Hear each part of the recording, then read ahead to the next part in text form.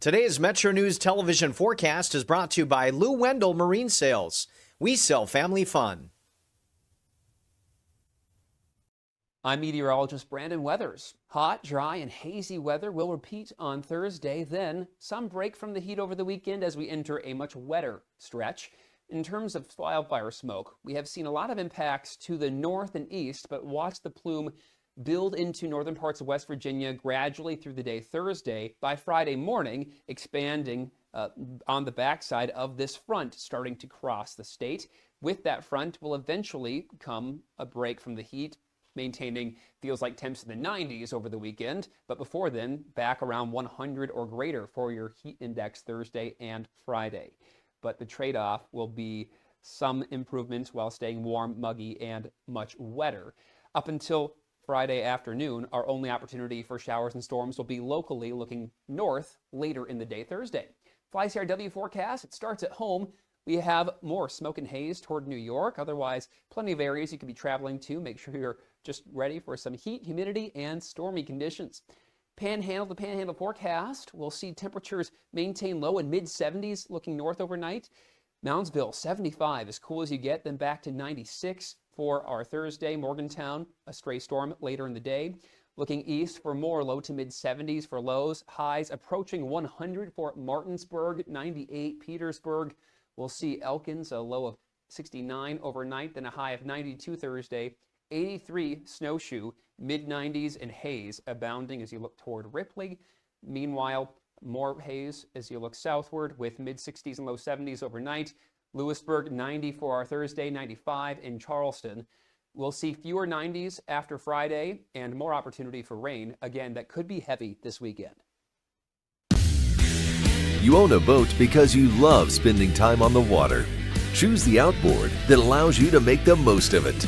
Honda Marine's legendary reliability, ease of maintenance, and powerful performance keep you going strong. And they're all backed by the peace of mind protection of the industry's best limited warranty. Visit your Honda Marine dealer today and find out why it's more than an engine. It's your time on the water.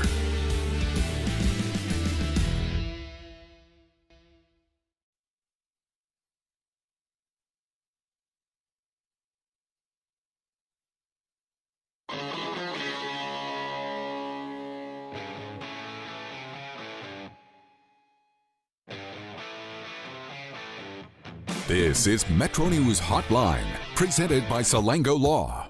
Metro News Hotline is a 3-hour audio tour navigating the world of sports, news, entertainment, tech, and more from a Mountain State point of view. For your entertainment, Hotline is a no politics zone. You can join the conversation. Text the show at 304-825-5304. 304-TALK-304. Or call 800-765-8255. Here's the host for Metro News Hotline, Dave Weekley. All right. Hello, West Virginia. We are back for more in the 304.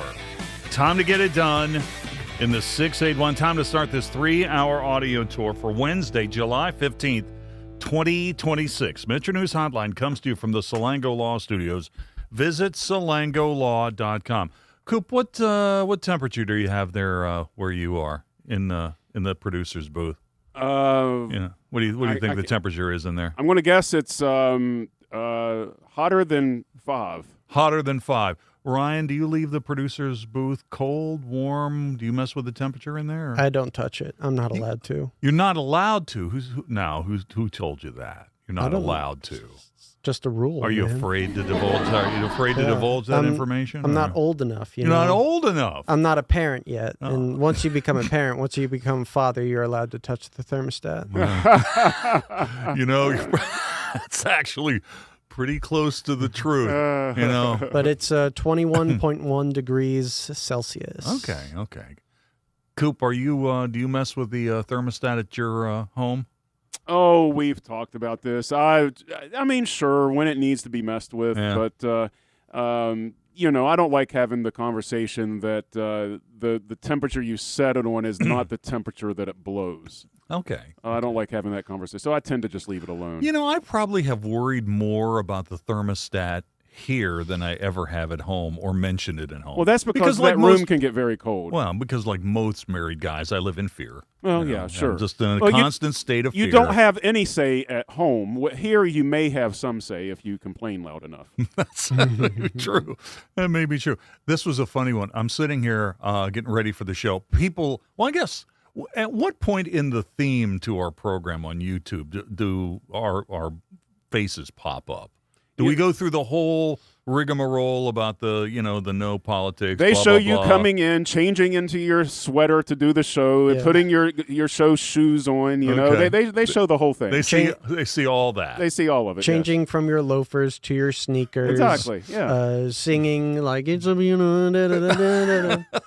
Well, for example, today I thought I was ahead of the game. I thought I was really ahead of the game. And I looked at the clock, and I had exactly 37 seconds to prepare for the show. Man, you know the best hack that I ever learned in hosting this program? What's that? Is I get my computer upstairs set up for the show, and then I come down here and remote into it and just use my upstairs computer the entire show. Oh, that's really good. Yeah. Oh, it makes it so much easier. Hey, I understand. I caused a little bit of a kerfuffle today. What'd you do? I left my Apple power supply here last night after the show. And what did that do?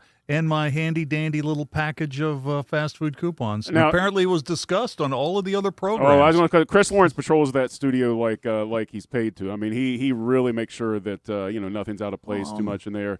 Did your coupons make it? All I'm saying is I haven't had a look yet, but if there are any Husson's coupons missing, we're going to have. It's going to be on like Donkey Kong. Those are valuable, man. Yes, they are. Those are very valuable. Yes, they are. Do you think they were like, ooh, poor Dave Weekly, he has to use coupons? It's free money. it's free money. Coop, the All-Star game last night. I missed my as a kid, this was my favorite part of the All-Star game, was the All-Star game introduction of the players. Yeah. And this year, MLB gets it right sometimes. Okay, sometimes they get it right, and this year they got it right. They let the players wear their own uniforms for the All-Star game. For that was so nice. It's so much better when they wear their uniforms there. Yeah, absolutely true. Yeah, I never really bought into the whole thing of special league oriented uniforms for the All-Star game. I just never really liked that. I mean, how much money did MLB actually make on that? It couldn't have been much. Yeah, I'm not right? sure, but the thing about the All-Star game is it's always been like you're happy that your team is represented, that it's identified there. That's why they have like the rule where you have to be represented there and everything. I mean, it's a big deal to see your team on the field. You want to see that uniform out there. So, how you feeling about the fact that the National League got skunked? Because as a fan of the Pirates, I'm not happy about it. My overall feeling is just simply this: it is the most obvious illustration that where we are in baseball today, the pitchers are so much ahead of the game than the hitters are, that we have to do something for the competitive balance of the game, lowering the mound, moving it back a little bit. Something has to happen because these guys are just too good. I think that we've reached the physical level. I don't know that we're going to get any better batters. I don't know if you can get your speed any better. I don't know if pitch recognition can get any better. I don't know if any more data can help you out with some of these guys. They're just throwing otherworldly pitches. It's not just the 105-mile-per-hour fastballs. It's these crazy spin balls with the weird backdoor action and these sinkers that just fall off of a shelf and these wild sweepers that people are throwing. Man, those things are unhittable. So, there has to be something done about it because it was great pitching, but it was boring baseball. Yeah, it was a little boring. It was a little boring. It was way more than little. It was very boring. I mean, it was just a bunch of guys grounding out. Spin rate has a lot to do with it. I mean, there was the pitchers dominated the game last night. Think about this. In the All-Star game, you had one extra base hit. One. Yeah, the best hitters on the planet cannot hit the best pitchers on the planet. But also, you only had one pitch in the game last night that went over 100 miles an hour. So it was really, really all about the spin rate. Oh, it's all about the breaking pitches and the spin. I mean, speed is nice, but anybody can hit a 103-mile-per-hour fastball anymore. I want to bring Ryan back into this conversation. Because he can hit a 103-mile-per-hour fastball. Yeah, that's what I've heard. Yes, I can. But when you watch elite video game performers on Twitch, can they be interviewed at the same time while they're playing? No, of course not. Why would they? Like, you're taking their attention away from the subject of the game. You don't go up to the pitcher's mound and ask them, like, hey, what kind of pitch are you going to throw next? Is it going to be a fastball? Is it going to be a curveball? And they're like, just go away. But that's what essentially is happening in Major League Baseball's All-Star game. Yeah. You know, literally, Schwarber's at the plate yesterday being interviewed during an at-bat. And it's not just All-Star games. I mean, we saw it during the Field of Dreams game a couple years ago and stuff like that. I mean, they're rolling this out a lot. I mean, Schwarber was at the plate in the game last night where literally I think he had to step out of the box to adjust his IFB to make sure he was getting those piercing questions from Joe Davis and the rest of the announcing crew.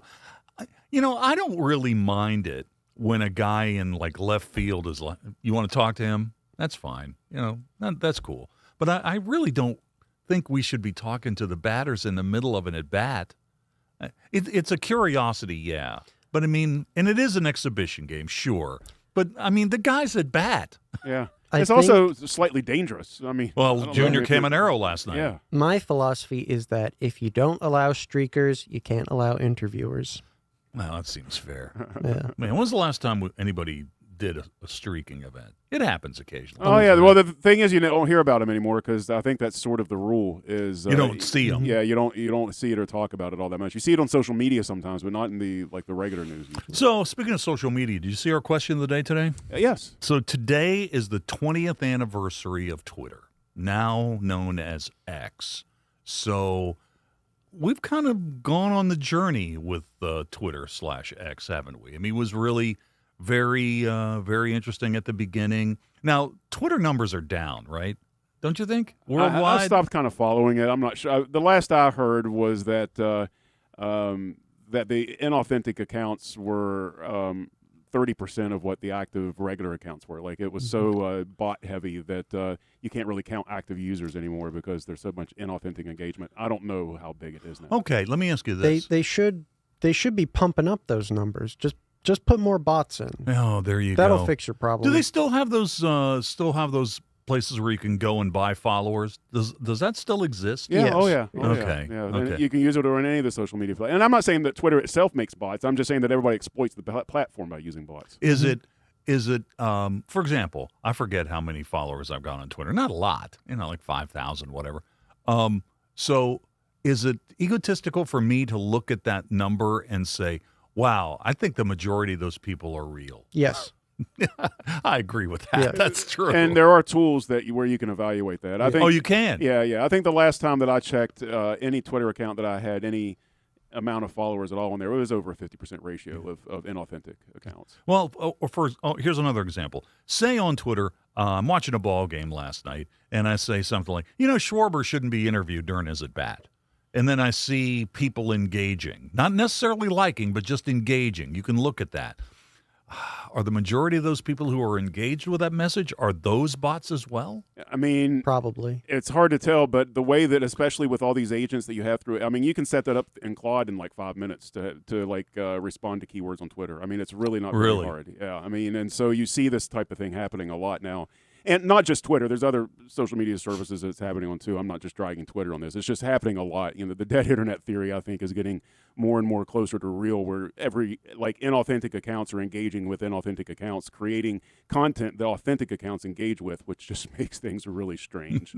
I wonder if we went back to the beginning and saw our first posts on X/Twitter. How embarrassing do you think they would be? Back when it was the vibe was a little different on Twitter, and they did weird celebratory things every once in a while. Yeah. They had a thing where on your, I forget what the anniversary was, maybe it was your 5-year or 10-year anniversary or something like that, where they actually did that, where you had the option to post a tweet that had your very first tweet on it. It was like, today's my anniversary of my very first tweet or whatever. Yeah, it's hard to, did most people just hit send on the stock message that said what?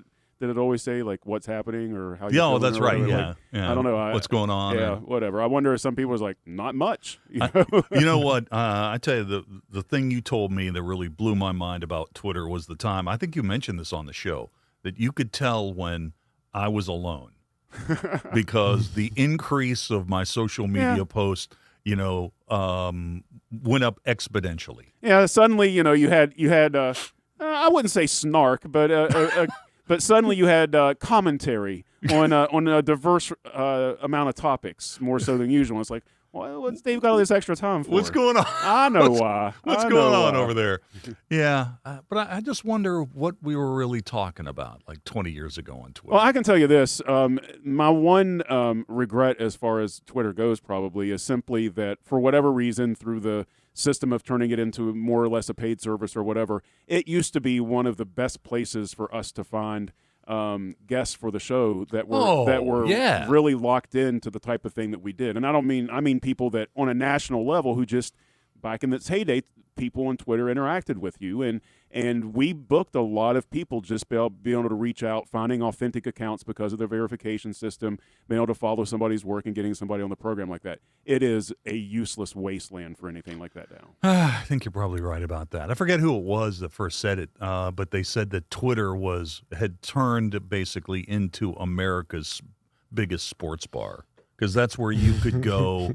You could always go and find some conversation. Oh, but it's like, it doesn't have the benefit of drinks, so it's insufferable conversation. People are drunk on themselves mostly. Yeah, but you go to bars and you have a conversation, and maybe it's a bad conversation, but you don't remember it as bad because you were drunk. All right, let me ask you this. Now, Ryan, you're not on Twitter, right? Correct. You've never been on. Never been on. All right. So how do you perceive that social media platform? And like a waste of time, a toxic dump? How do you see it? I mean, is there something that have you ever been curious about it?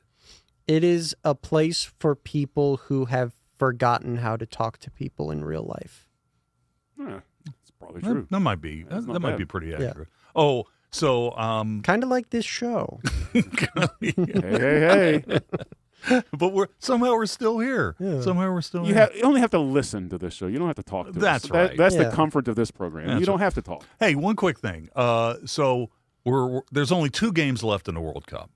We got the semifinal game going on between Argentina and England. So the winner of this game will play Spain in the World Cup final this weekend. And you know, I like Rebecca Lowe. She is the host of the World Cup. She does a fantastic job on Fox.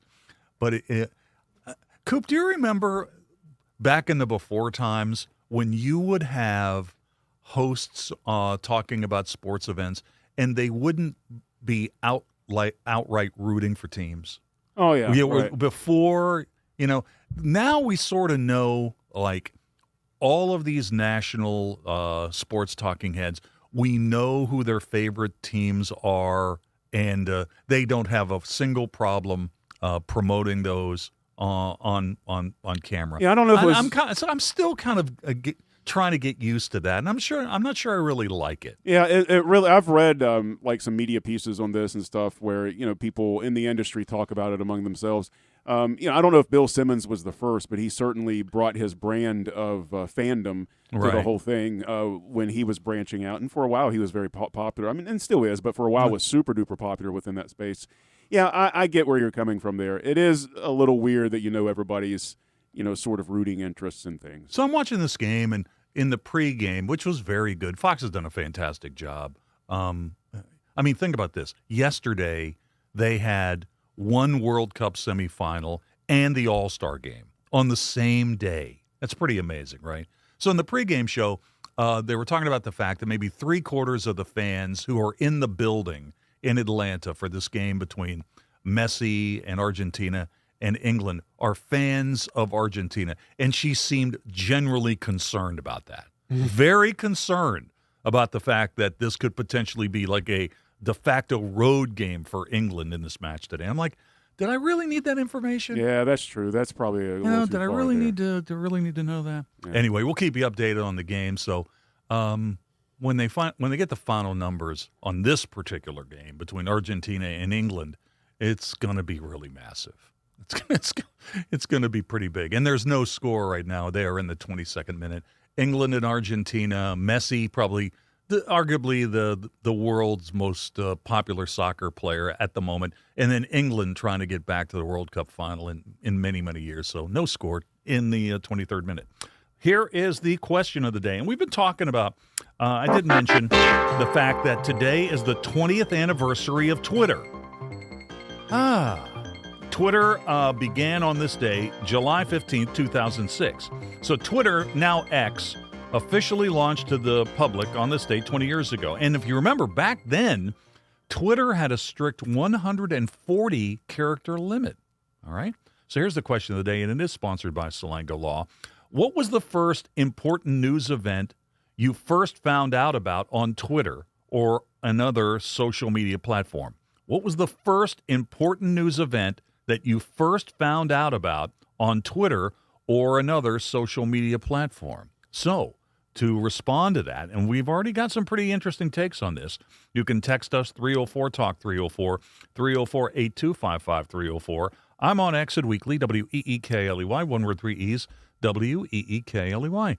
And Jeff Jenkins is here for a news update. And Jeff, you're on Twitter quite a bit. I am. You know, Yeah. That's kind of the way a lot of news, West Virginia-related news, gets passed around these days. Yeah, that's, I've been on there for, I don't know how long. I think it was a gubernatorial debate over at the Culture Center. Earl Ray Tomlin was involved, our former governor, and someone else. I forget who it was. And we had a former employee of Metro News who came down and said, you need to be on Twitter and tweet about that tonight. And I went, oh, okay. I'm not on Twitter yet. So I went on and, Yeah, and it's not just you and me, but there's a lot of members of the Metro News crew here who are on Twitter and easy to follow. What's up in the news? What's going on? At the website, wvmetronews.com, take a little deeper dive into this big grant that WV is getting for research as it looks ahead to the energy future of the U.S. They'll be working with the University of Pittsburgh and Carnegie Mellon. They're one of the big winners in this from the National Science Foundation. A couple of guests on Talkline earlier today, including President Benson, and take a little deeper dive at that. We also have some crime news today, a disturbing child abuse case out of Webster County, kind of a weird case out of Pennsylvania. Well, actually, out of the Big Bear Lake Campground. And also, Dave, just got this breaking news here. Just got this from Mike Nolting. The Harrison County Commission has denied the election contest from Laura Kimball, the delegate. So they just denied that, she officially contested the election results after losing in the primary. Now, she could take that to circuit court, but they have unanimously voted just moments ago to deny her contest of the race. All right, and there will be a story coming post-haste. There will be. At the website, and probably a story that will be posted on Twitter. Yeah. A link to the story on Twitter. Jeff, thank you. See ya. Let's take a break. We're coming back with more in a moment. I was proud to be a soldier. Need a truck that's ready for work, weekends, and everything in between? Right now at Dan Cava GMC, get up to $10,000 off select new GMC Sierra 1500, or save up to $4,000 off all new GMC Canyon Elevations, offering bold styles, advanced technology, and everyday practicality.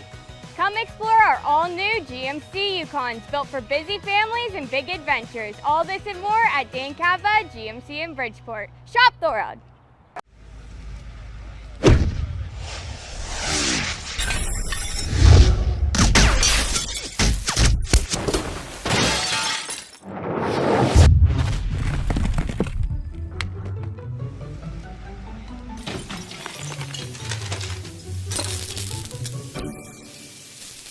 I'm Sean Kovich, Mountaineer Golf Coach.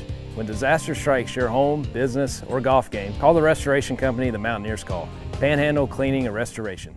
At Daniel's Men's Store, exceptional style begins with a curated selection and finishes with a flawless fit. When it's time to buy a suit, Daniel's is here to make sure yours is one of a kind. Discover tailored suits you'll only find in-store at Daniel's.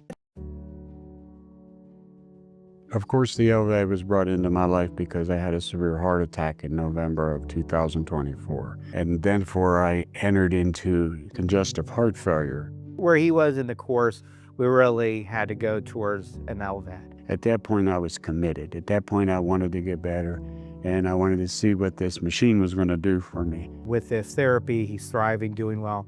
And not only is he living, he's thriving. You own a boat because you love spending time on the water. Choose the outboard that allows you to make the most of it.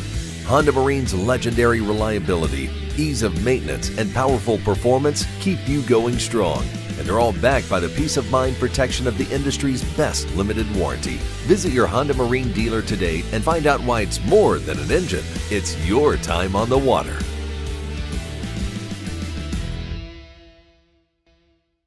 Leading the efforts to build a stronger West Virginia, the High Technology Foundation has a proven plan to strengthen and diversify our state's economy. The I-79 Technology Park's high-capacity infrastructure continues to attract advanced federal operations that are driving economic growth. This keeps our young, educated residents in the state and brings West Virginians home. The High Technology Foundation, building a stronger West Virginia. Learn more today at WVHTF.org. In 1914, the same year the first commercial flight soared and the Panama Canal opened, Greer Industries was born. Herbert and Agnes Greer began in Morgantown, West Virginia, striking the first pick into the limestone formation that would become the backbone of one of the state's great industrial legacies. From the roads we drive on, the buildings we build, and the communities we serve, Greer Industries has been delivering quality for decades. At Greer Industries, we've been improving lives for more than a century. Download Metro News Television on your iPhone or Android. Search Metro News Television in your app store. Create an account today to get alerts and watch all live and archived content. Download now.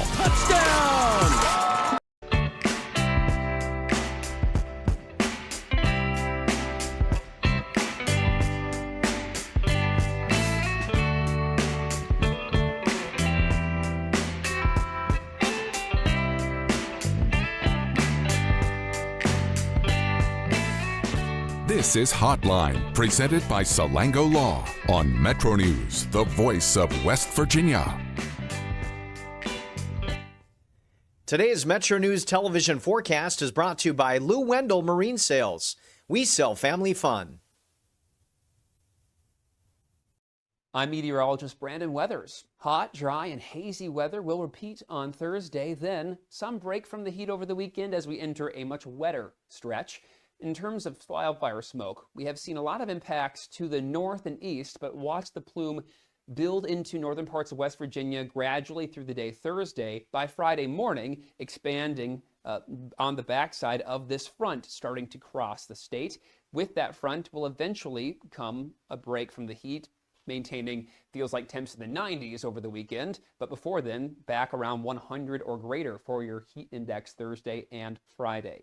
But the trade-off will be some improvement while staying warm, muggy, and much wetter. Up until Friday afternoon, our only opportunity for showers and storms will be locally looking north later in the day Thursday. FlyCRW forecast, it starts at home.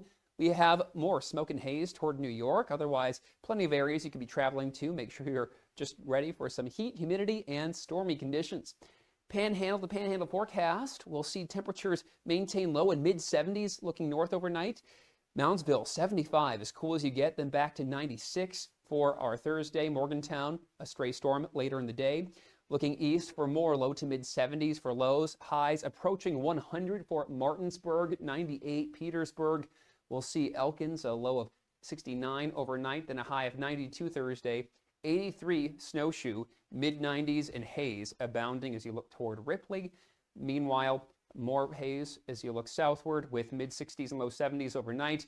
Lewisburg, 90 for our Thursday, 95 in Charleston. We'll see fewer 90s after Friday and more opportunity for rain. Again, that could be heavy this weekend. You own a boat because you love spending time on the water. Choose the outboard that allows you to make the most of it. Honda Marine's legendary reliability, ease of maintenance, and powerful performance keep you going strong. And they're all backed by the peace of mind protection of the industry's best limited warranty. Visit your Honda Marine dealer today and find out why it's more than an engine. It's your time on the water.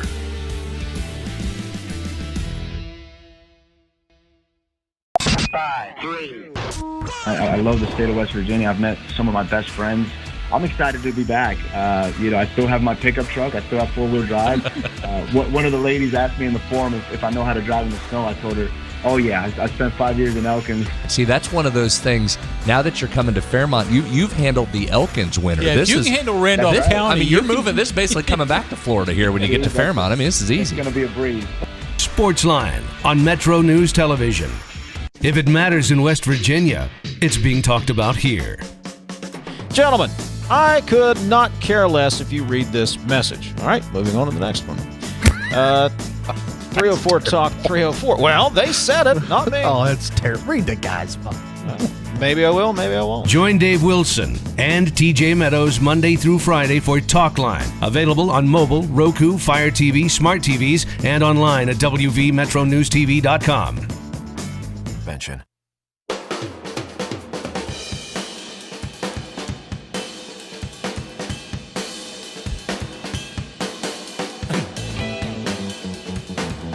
All right, welcome back.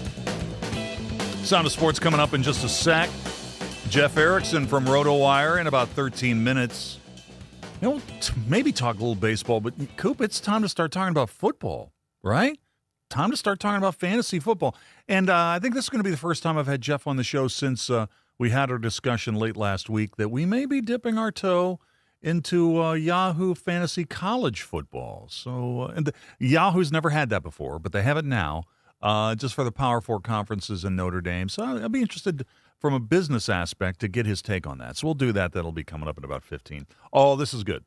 304-671 in regards to our conversation about the All-Star game in the Crosstalk segment today. Dave, y'all griping about great pitching is laughable. Maybe hitters need to hit better or actually scout the pitchers better. Guess you want the mound lowered again and the fences brought in. LOL. Yes. not the fences, no. But you can't tell me that batter research is the problem. These guys have more data than you know what to do with. Yeah, they got tons of data. The problem is that pitching has come farther than hitting, and the game is unequal now. I mean, don't ask me. Ask Joe Sheehan. This is what he does for a living, and reading the stats that he's been putting together. It's. I mean, we're talking like not quite dead ball era, but what 30s, 40s era. Type of baseball that we're seeing right now. I mean, it's a different game than it has been. Yeah, sabermetrically, just because you hit 300 doesn't necessarily mean you're a great hitter, but, 300 hitters now are kind of going the way of the dodo bird. You don't see those anymore. I think across the league, the average batting average, I haven't looked, but I'm going to guess it's somewhere between 240 and 245. But the strikeout rates are up. Yeah. Strikeout rates are up across baseball. On average, a player in a game is going to strike out like 24% of the time. And that's not exciting. They've done some things to try to get some more offense into the game with limited results. But you know what I was thinking? If you had, just very briefly, if you had the ability to say you were lowering the mound, or like the Atlantic League did a couple years ago, you moved the mound back a little bit, and it had that perceptible shift in offense a little bit, that also would probably mean you could get rid of the ghost runner. Because the whole reason that they had to start doing that is because there wasn't enough offense being generated. You know what? I don't really hate the ghost runner. Yeah, but the stat is meaningless. Yeah, I agree. Like extra inning stats since the ghost runner has been introduced are meaningless. They mean nothing because that run where do you assign it? Where does it go? What does it mean? Like, it means nothing. Let's go ahead and jump into the Sound of Sports, and we'll talk a little bit about last night's All-Star game. With the All-Star game in Philadelphia last night, while the National League has been arguably the stronger league leading into the All-Star break, you got to tip your cap to the junior circuit for their performance on the mound last night. 11 AL pitchers combined to allow just 3 hits and struck out 15 batters in a 4-0 shutout over the senior circuit. The American League got all the runs they would need in the first inning. Cody Bellinger of the Yankees brought home a pair of runs against the Phils starter Christopher Sanchez. 28 pitch. Up the middle, and the American League cashes in. Alvarez in to score. Langoliers right behind him. 2-run single, Cody Bellinger. And the American League gets to Sanchez here in the first. So Bellinger would go on to be named the game's MVP. The AL pitching performance was among the best in All-Star game history. The 15 combined strikeouts was one short of the 9-inning record, and the 3 hits allowed tied for the second fewest. The pitching was so dominant in the game last night, 2 All-Star squads combined for just 1 extra base hit. Miguel Vargas of the White Sox delivered a 433-foot home run for the AL in the 8th inning. That was to end the game on a... Oh, God. Wow, that ball was absolutely destroyed by Miguel Vargas into the second deck. Vargas, a first-time All-Star, one of the biggest surprises on the biggest surprise in the sport. And the Chicago White Sox tees off and makes it 4-0. Well, there's your first extra base hit, Joe. There you go. Reds rookie Sal Stewart got 2 plate appearances last night. After earning a walk in his first at-bat, he grounded out to end the game. NL down to its last strike. 0-2 on Stewart. Baker throws. And a big bouncer. And wait for it to come down. And the American League has pitched the first shutout in the All-Star game in 13 years. 4-0 the final score. They bookend the scoring. 3 runs in the first. A run in the 8th on the home run from Vargas. And this pitching staff, truly the star. Yeah, first inning, couple 2-out hits. And the pitching staff, as you mentioned, really took it to the National League. So here's Cody Bellinger of the Yankees on winning the All-Star Game MVP last night. Pretty special. I really just, my first few years in the big leagues, I was here, I think, 2 of my first 3 years, and I was like, oh, I'll be here every year. So, took a long time to get back. It's such a, competitive league, and it's hard to be an all-star, health, performance, it all has to come together. And, I just really, honestly, this one, I just really enjoyed it. Go to the 4th row on your left, Cody. Hi, Cody. Congratulations. So you're in company in terms of Yankees history with Derek Jeter, Mariano Rivera, Giancarlo Stanton in terms of winning the All-Star Game MVP. How cool is that to be in that company? It's special, man. I mean, wearing this jersey, I feel, I feel proud wearing it. It comes with, a lot, and I just try to put my best foot forward every day and give it everything I got. All right, speaking of the Yankees, coupled with Ben Rice's first inning run-producing single, this game marked the first time since 1962 that 2 Yankees had an RBI in an All-Star game. And here's Miguel Vargas of the White Sox after the game on his homer and being named an American League All-Star. Yeah, so far, by far. I mean, I have no word for describe the moment when I was, running around the bases and, thinking just about my family and, share this moment with them. It's unbelievable for me. So, just enjoying the moment and be the most present I can be. All right, Miguel, talk me through it, And though. some good news for Ray slugger Junior Caminero, who took a 98-mile sinker off his left hand from the Cardinals' Riley O'Brien. X-rays on the hand were negative. He says he hopes to play when the race season resumes with a doubleheader on Friday at Fenway against the Red Sox. College football now. The ACC Media Day is underway in Charlotte. It didn't take Conference Commissioner Jim Phillips long to note that the ACC actually played some pretty good football last year.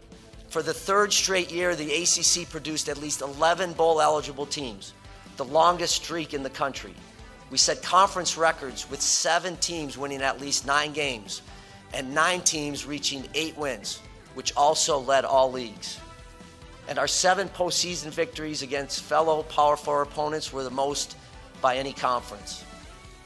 With Miami's run to the national championship game last season, following Clemson and SMU earning CFP berths the year before, the ACC has firmly established itself in the national championship conversation. And our country has noticed. Regular season ACC football viewership increased 68% year over year, leading all Power 4 conferences in audience growth. 3 of the 9 most watched regular season games featured ACC teams, all of which were in ACC stadiums. The ACC is shifting to a new 9-game conference schedule this year. And finally, from golf, organizers of this week's British Open currently have no plans to alter Sunday's final round schedule if England wins today and reaches the World Cup final. Roy McIlroy is the favorite this week at Royal Birkdale, and he had these thoughts on the course. I think it's a double-edged sword. I think all this dry weather and sun and a little bit of wind is obviously great for the golf course in one way. But when I was here a couple of weeks ago, the rough was a lot more penal than it's going to be this week. It's definitely burnt out a lot. So, there may be certain instances where, like the big thing, especially off the tee here, is the fairway bunkers and avoiding those. You might see some guys being more aggressive off the tee, taking driver, trying to take the fairway bunkers out of play. Okay, it might be in the rough, but it's not that penal, so you get a wedge in your hand and you can figure it out from there. Rory's won 6 majors, including the British Open back in 2014. That's it for the Sound of Sports. Update from the World Cup. 42nd minute, no score between England and Argentina. Jeff Erickson from RotoWire is next. This boating season, elevate your family time with Lou Wendell Marine Sales. Proudly family-owned for over 40 years, Lou and his sons are West Virginia's largest Avalon pontoon dealer. Trusted experts in premium boats, motors, and service. Discover refined comfort, elegant design, and performance you can feel. Now is the perfect time to take advantage of preseason savings. At Lou Wendell Marine Sales, they don't just sell boats. They sell family fun. Visit LouWendellMarineSales.com because the weekend's almost here. Hi, I'm Scott Love, a transportation engineer at Civil and Environmental Consultants. What caught my eye about CEC is the dedication to technical excellence and community care. At CEC, we are employee-owned, and that means we take ownership in project success. With ongoing training and collaboration, we're responsive, accountable, and fully invested in the success of the communities we work with. At CEC, we engineer progress in the great state of West Virginia. Find out what CEC can do for you. Visit cecinc.com. Metro News Hotline, brought to you by Salango Law, will return right after these messages. Okay, so we're going to do public math. So he won 9 his second year at West Virginia, 5 his second year at Michigan, 8 his second year at Arizona, second year at Jack State, he won 9, so it's 31 divided by 4. Yeah, just under 8 per win.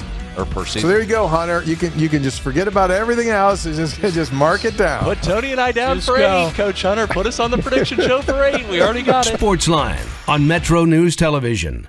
In 1914, the same year the first commercial flight soared and the Panama Canal opened, Greer Industries was born. Herbert and Agnes Greer began in Morgantown, West Virginia, striking the first pick into the limestone formation that would become the backbone of one of the state's great industrial legacies. From the roads we drive on, the buildings we build, and the communities we serve, Greer Industries has been delivering quality for decades. At Greer Industries, we've been improving lives for more than a century. I had a severe heart attack in November of 2024. And then I entered into congestive heart failure. We really had to go towards an LVAD. And not only is he living, he's thriving. For over 20 years, Dan Cava Toyota World has been more than a dealership. We're family-owned, community-focused, and committed to taking care of our customers long after the sale. Our commitment doesn't stop when you drive off the lot.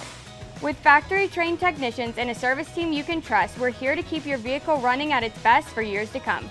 So when it's time to get your next vehicle, choose the dealership that's been serving the community for generations. Visit Dan Cava Toyota World in Fairmont. Shop the road.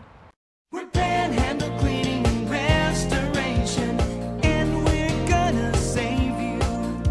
We've got it down to a science, an absolute state of art. We do it all, restoration, cleaning, and reconstruction. When disaster strikes, just pick up the phone. We're Panhandle Cleaning and Restoration, and we're gonna save you. Leading the efforts to build a stronger West Virginia, the High Technology Foundation has a proven plan to strengthen and diversify our state's economy. The I-79 Technology Park's high-capacity infrastructure continues to attract advanced federal operations that are driving economic growth. This keeps our young, educated residents in the state and brings West Virginians home. The High Technology Foundation, building a stronger West Virginia. Learn more today at WVHTF.org. The best selection of WVU apparel is at Daniel's Men's Store. Exclusive designs you won't find anywhere else. Stylish, sophisticated, and unmistakably Mountaineer. Shop in store or online at danielsofmorgantown.com. You own a boat because you love spending time on the water. Choose the outboard that allows you to make the most of it. Honda Marine's legendary reliability, ease of maintenance, and powerful performance keep you going strong. We're going to do public math, so it's 31 divided by 4. Yeah, just under 8 per win. Just mark it down. Put Tony and I down for 8, Coach Hunter. Put us on the prediction show for 8. We already got it. There's the math. Just go. Sportsline on Metro News Television.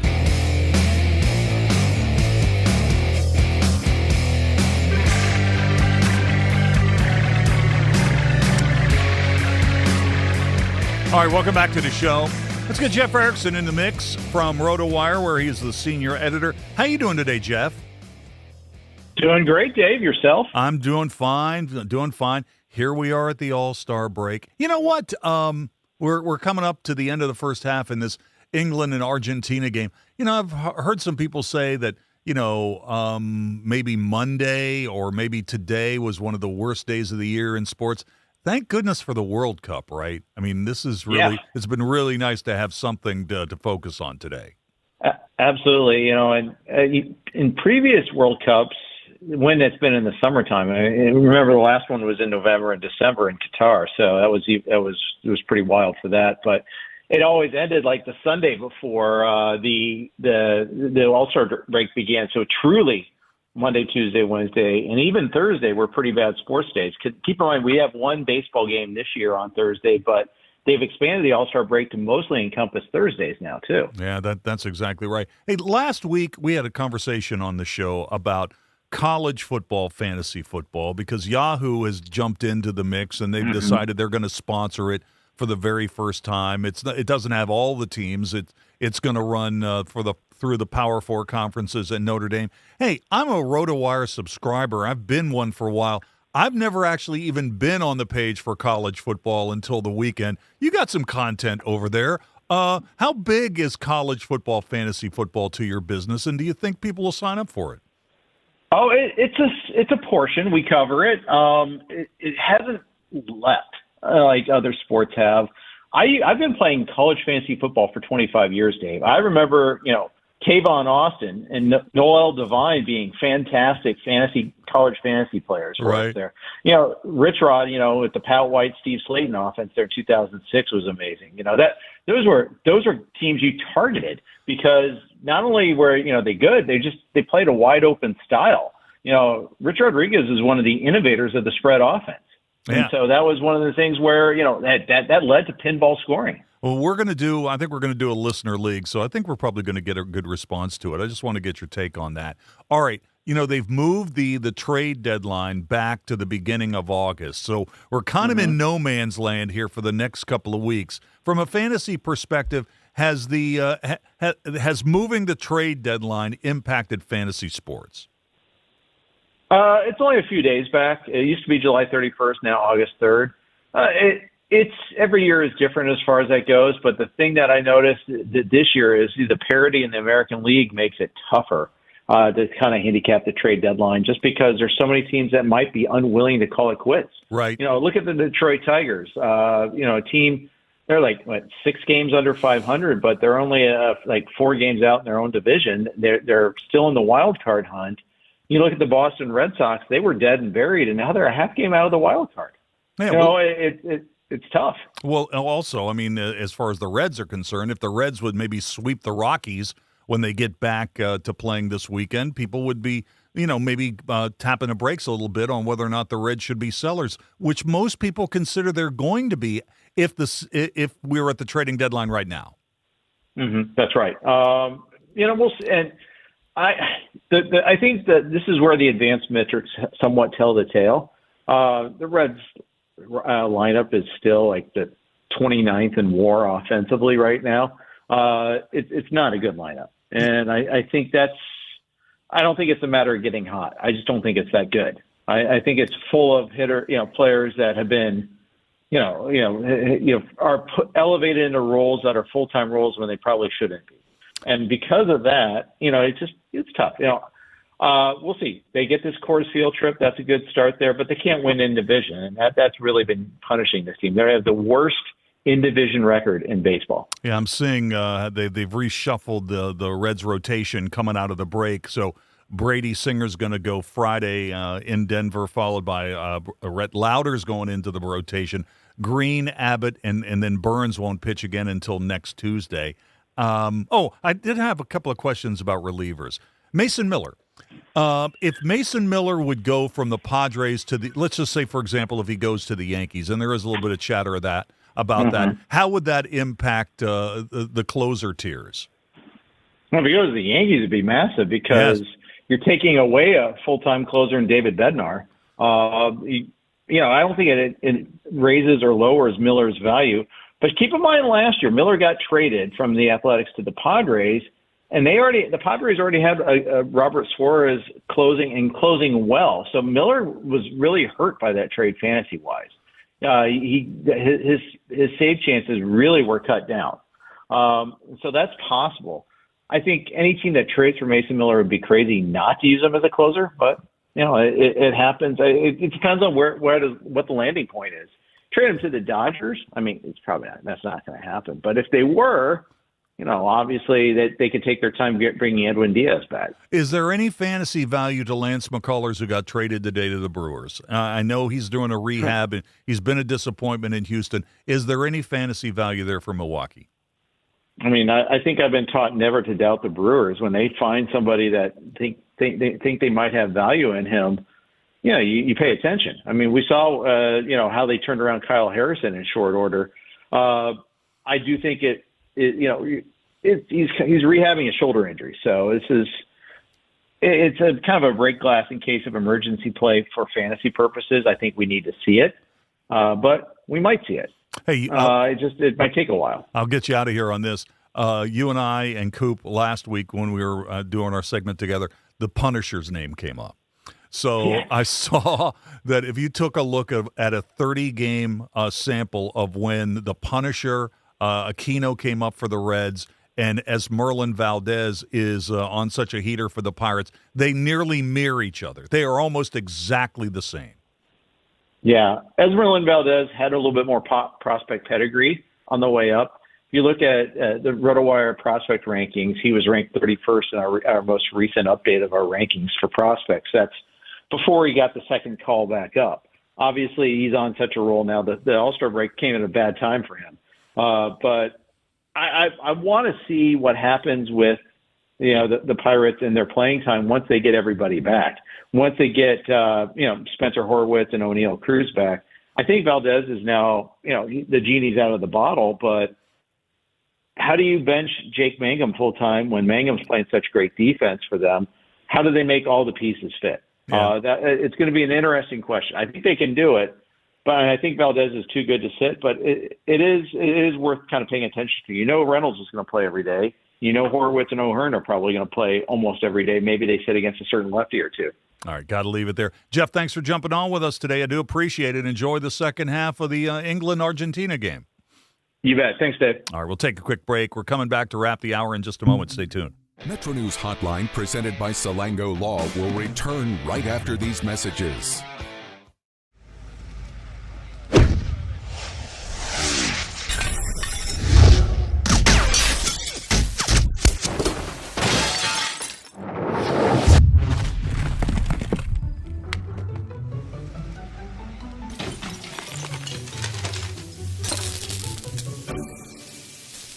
I'm Sean Kovich, Mountaineer Golf Coach.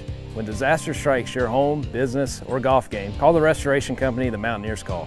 Panhandle Cleaning and Restoration. In 1914, the same year the first commercial flight soared and the Panama Canal opened, Greer Industries was born. Herbert and Agnes Greer began in Morgantown, West Virginia, striking the first pick into the limestone formation that would become the backbone of one of the state's great industrial legacies. From the roads we drive on, the buildings we build, and the communities we serve, Greer Industries has been delivering quality for decades. At Greer Industries, we've been improving lives for more than a century. For over 20 years, Dan Cava Toyota World has been more than a dealership. We're family-owned, community-focused, and committed to taking care of our customers long after the sale. Visit Dan Cava Toyota World in Fairmont. Shop the world! You own a boat because you love spending time on the water. Choose the outboard that allows you to make the most of it. Honda Marine's legendary reliability, ease of maintenance, and powerful performance keep you going strong. And they're all backed by the peace of mind protection of the industry's best limited warranty. Visit your Honda Marine dealer today and find out why it's more than an engine. It's your time on the water.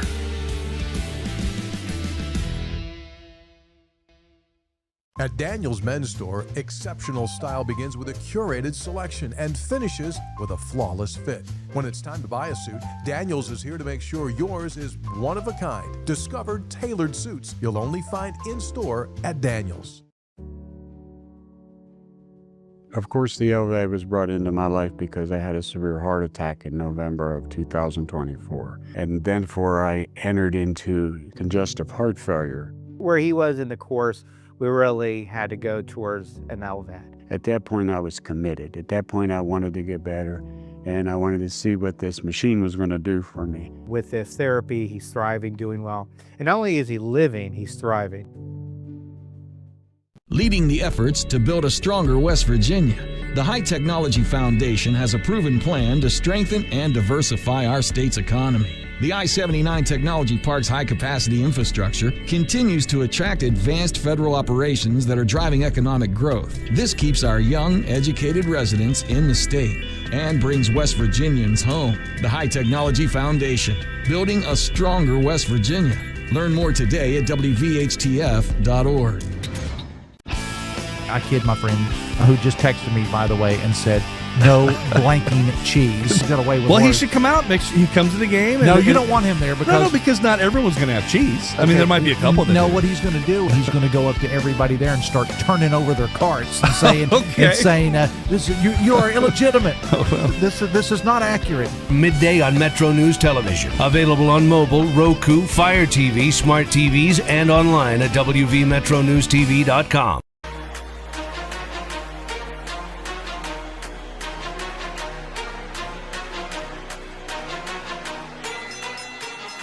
All right, we'll take a quick break here for news at the top of the hour. When we come back, what happened on Wall Street today, a reset of our question of the day that concerns today's 20th anniversary of the launch of Twitter. Larry Groce is going to be here. We'll be talking about a show he's got going that'll be premiering in Marietta, Ohio tomorrow night. Also at 4:33 today, we'll play some Pick One. This is Metro News, the voice of West Virginia.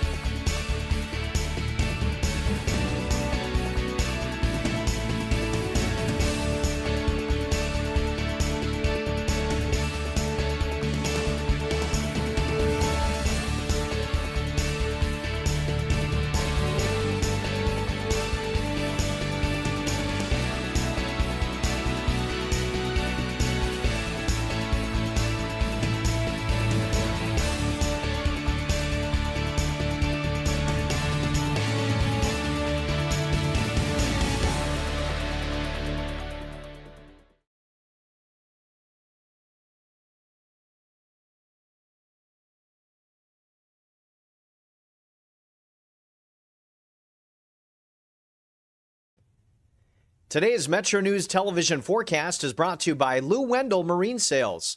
We sell family fun. I'm meteorologist Brandon Weathers. Hot, dry, and hazy weather will repeat on Thursday. Then some break from the heat over the weekend as we enter a much wetter stretch.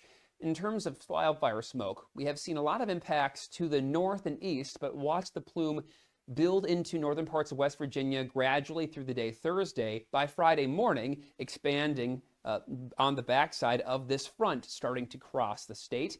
With that front will eventually come a break from the heat, maintaining feels like temps in the 90s over the weekend. But before then, back around 100 or greater for your heat index Thursday and Friday. But the trade-off will be some improvement while staying warm, muggy, and much wetter. Up until Friday afternoon, our only opportunity for showers and storms will be locally looking north later in the day Thursday. FlyCRW forecast, it starts at home. We have more smoke and haze toward New York. Otherwise, plenty of areas you could be traveling to. Make sure you're just ready for some heat, humidity, and stormy conditions. The Panhandle forecast, we'll see temperatures maintain low and mid-70s looking north overnight. Moundsville, 75, as cool as you get, then back to 96 for our Thursday. Morgantown, a stray storm later in the day. Looking east for more low to mid-70s for lows. Highs approaching 100 for Martinsburg, 98 Petersburg. We'll see Elkins, a low of 69 overnight, then a high of 92 Thursday. 83 Snowshoe, mid-90s, and haze abounding as you look toward Ripley. Meanwhile, more haze as you look southward with mid-60s and low 70s overnight. Lewisburg, 90 for our Thursday, 95 in Charleston. We'll see fewer 90s after Friday and more opportunity for rain. Again, that could be heavy this weekend. You own a boat because you love spending time on the water. Choose the outboard that allows you to make the most of it. Honda Marine's legendary reliability, ease of maintenance, and powerful performance keep you going strong. And they're all backed by the peace of mind protection of the industry's best limited warranty. Visit your Honda Marine dealer today and find out why it's more than an engine. It's your time on the water.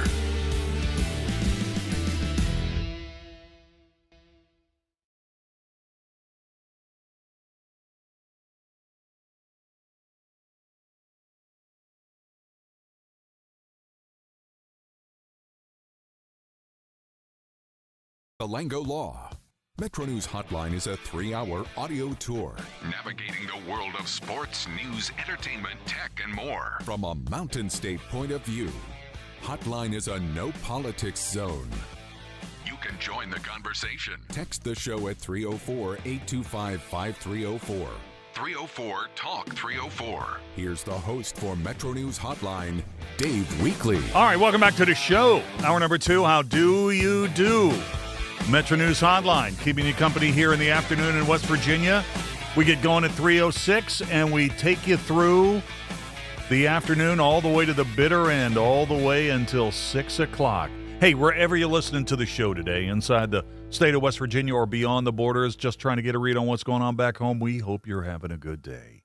We hope you're having a good way. It's a hot one here in Charleston, 90 degrees. 90 degrees, so just be aware of that if you're in the Kanawha Valley and you're leaving the house anytime soon. We got a lot of stuff to get into in this particular hour. We'll take a look at what happened in the financial markets. We'll reset our question of the day on the 20th anniversary of the launch of Twitter, now X. Larry Groce is going to join us. Now, normally when Larry comes on, we talk about Mountain Stage, but he's got a very interesting stage show that will be premiering this weekend in Marietta, Ohio, just across the river from the Mountain State. Larry's going to join me here in just a minute. Got the entertainment report coming at 4:25. Coop and I will play Pick One today at 4:33. Oh, but Coop, before we get everything started, we got a little breaking news. A little breaking news in the world of sports. Coop, guess who just announced his retirement from the National Football League? That would be one Will Greer. Oh. Will Greer. Remember Will Greer? I wouldn't have guessed that in 30 years if you would have given me I know. Will Greer. Remember Will Greer? Of course. Will Greer was the quarterback at West Virginia the last time the Mountaineers were ranked in the Associated Press I wonder if he wishes he played in that bowl game now. Now, see? haters like I'm not in the least bit hating. I just wonder Haters gonna hate. if maybe you wish you played in one more meaningful game in your career, or at least somewhat. That's your first reaction to the news that Will Greer's retired? My first reaction was, he was still in the league, to be quite honest with you. Oh, my goodness. Would you like to guess how many teams Will Greer has actually played for in the NFL? It's like been one a year since his third year. Here's a better question. How many NFL teams has he not played for? No. How many NFL teams did he play for twice? Oh, yeah. I know it's been a couple. I'm guessing 7 would be the total number. He played for the Panthers, the Cowboys, the Bengals, the Pats, the Chargers, the Eagles, Dallas again, and then Carolina again. 7. So there 7 you go. And Dallas twice. So Will Greer, decorated career at WVU. Real gunslinger, right? Gunslinger. Oh, yeah, absolutely. Newcomer of the horns year down, in the Big man, 12. right? Oh, horns down. Yeah, that is we'll forever. always have horns down. Forever, he is my one because of horns down. That was excellent. That is the breaking news. Will Greer. What a beard, right? What a beard. Oh, I forgot about the beard. Yeah, that's that right. really good beard. So Will Greer's retired from the NFL at the age of 31. Hey, man, he made it through without really getting seriously hurt. It's also plenty long enough to get a pension. Yeah, so, got the pension. That's what you really want. But haters like you will never forget the Visine Bowl or whatever bowl game he Honestly, didn't play I was on his side.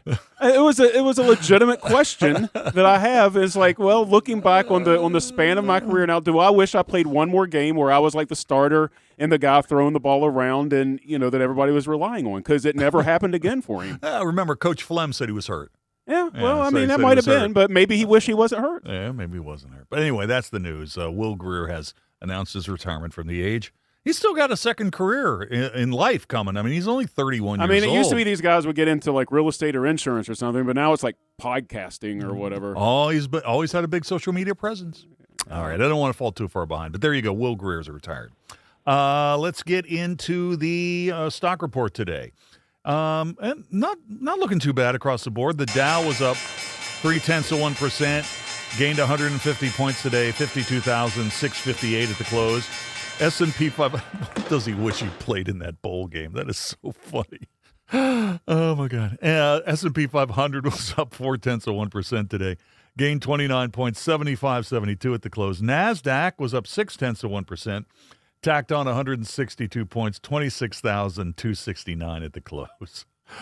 Among stocks of local interest to West Virginia that were big percentage gainers or losers. Oh, it was the return of big tech today. Amazon was up 2.8%, gained $7.03, $254.52 at the close today. Dow, which had been on a roll, was down 2% today, lost 63 cents, 29.69 at the close today. Regional banks looking pretty good. Big money center banks had earnings yesterday, others today. So the regionals got a little bit of a bump today. Huntington Bank was up 1.5%, gained 27 cents, 18.12 at the close. In the energy space today, oil up again, up 1.3%, gained $1 even. WTI in the NYMEX closed at $80.34. So oil is back over $80, at least for the moment. Natural gas. Not a lot of action there. Up 2 cents. It's continuing to trade, going for $2.93 per unit at the moment. And what about the crypto? Crypto today, relatively quiet. Bitcoin up, but less than $400. A coin going for $64,918. Here's our question of the day. Question of the day. It was on this date in 2006. Twitter, now X, officially launched to the public. Back then, oh, those halcyon days, it was a strict 140-character limit. Here's the question of the day, and it is sponsored by Solango Law. What was the first important news event you found out about on Twitter or other social media platform? What was the first important news event you first found out about on Twitter or some other social media platform? To get in touch with us, you can text those in 304-TALK-304, 304-8255-304. I'm on Exit Weekly, WEEKLEY, one word, 3 E's, WEEKLEY. Here's one from Herman. He says, hey, Dave, the first one I remember was a post by Charlie Daniels passing along condolences about the passing of Tom Petty. I remembered that I had decided to try and see him in concert, and that's when I got the news. Did you ever follow Charlie Daniels, Coop, on Twitter? I don't think so. Because I did, and Charlie Daniels, when he would go to bed, he would sign off, like nice. Good night, world, whatever, one of those things. And I thought that was really kind of endearing. I thought that was kind of nice. On the flip side, here's another answer from a listener, Owlie. Dave, one of the first things I learned about on Twitter was that Charlie Sheen had tiger blood. Oh yeah, right. So there you go. Yeah. There you go. That's winning. Very true. Winning.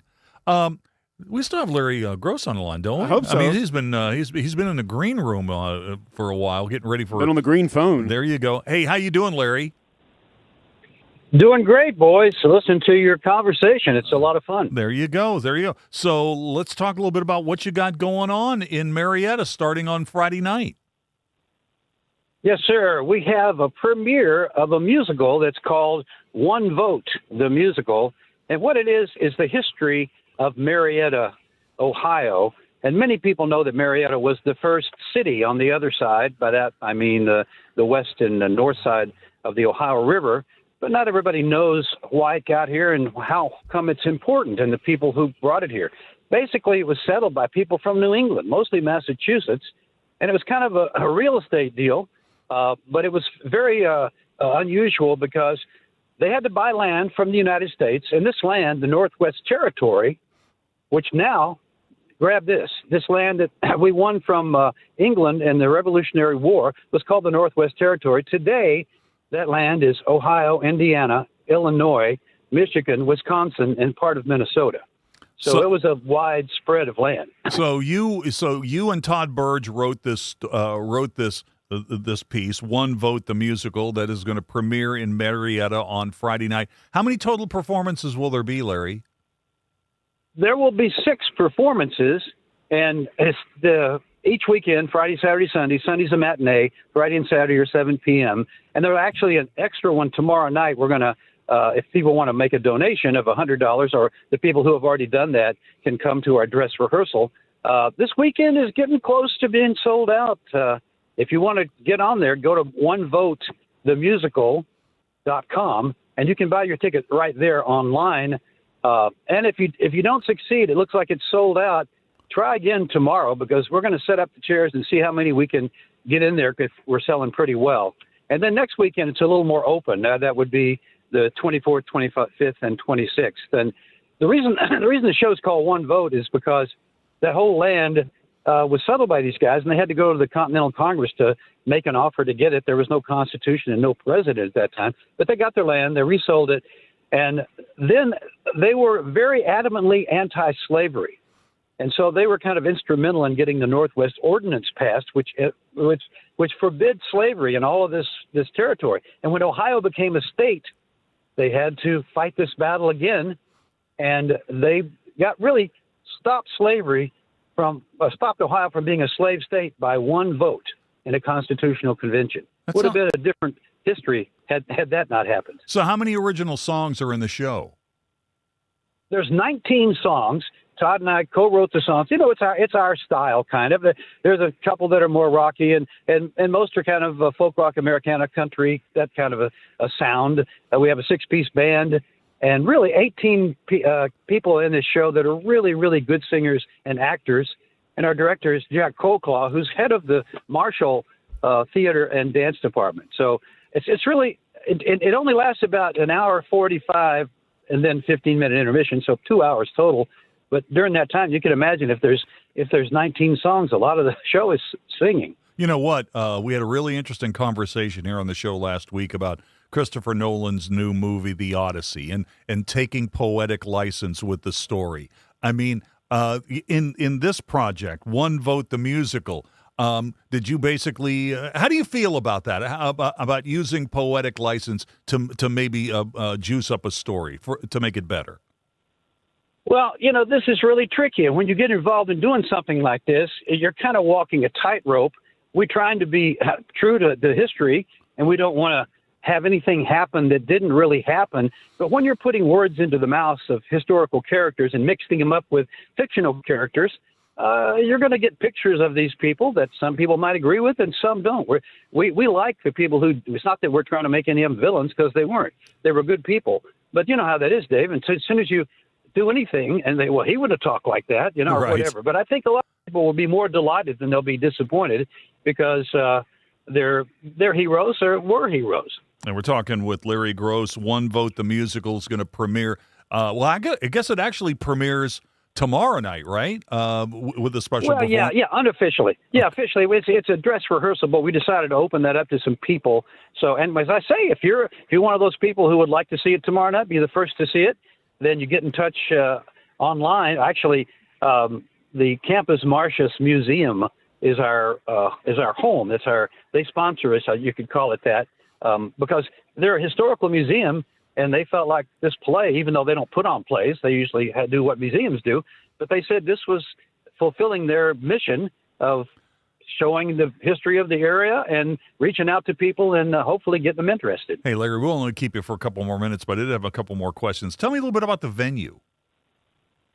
The venue is very sweet. It's theater at Marietta College.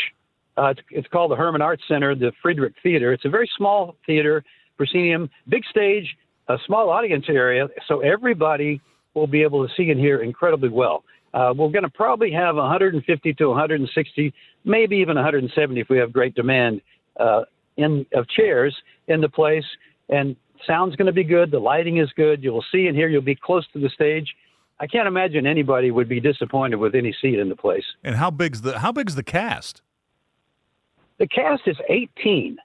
And some of them play multiple roles because there's probably, near 30 characters, maybe even more in the play. So there's 3 people that play just one character. Everybody else plays more than one character. And that's kind of fun, too, to see that. It's one of those kind of plays where you can see as the set changes, you'll watch the set being changed a lot of times right in front of your eyes and goes from one place to the other. But we keep it very clear about when we are and where we are.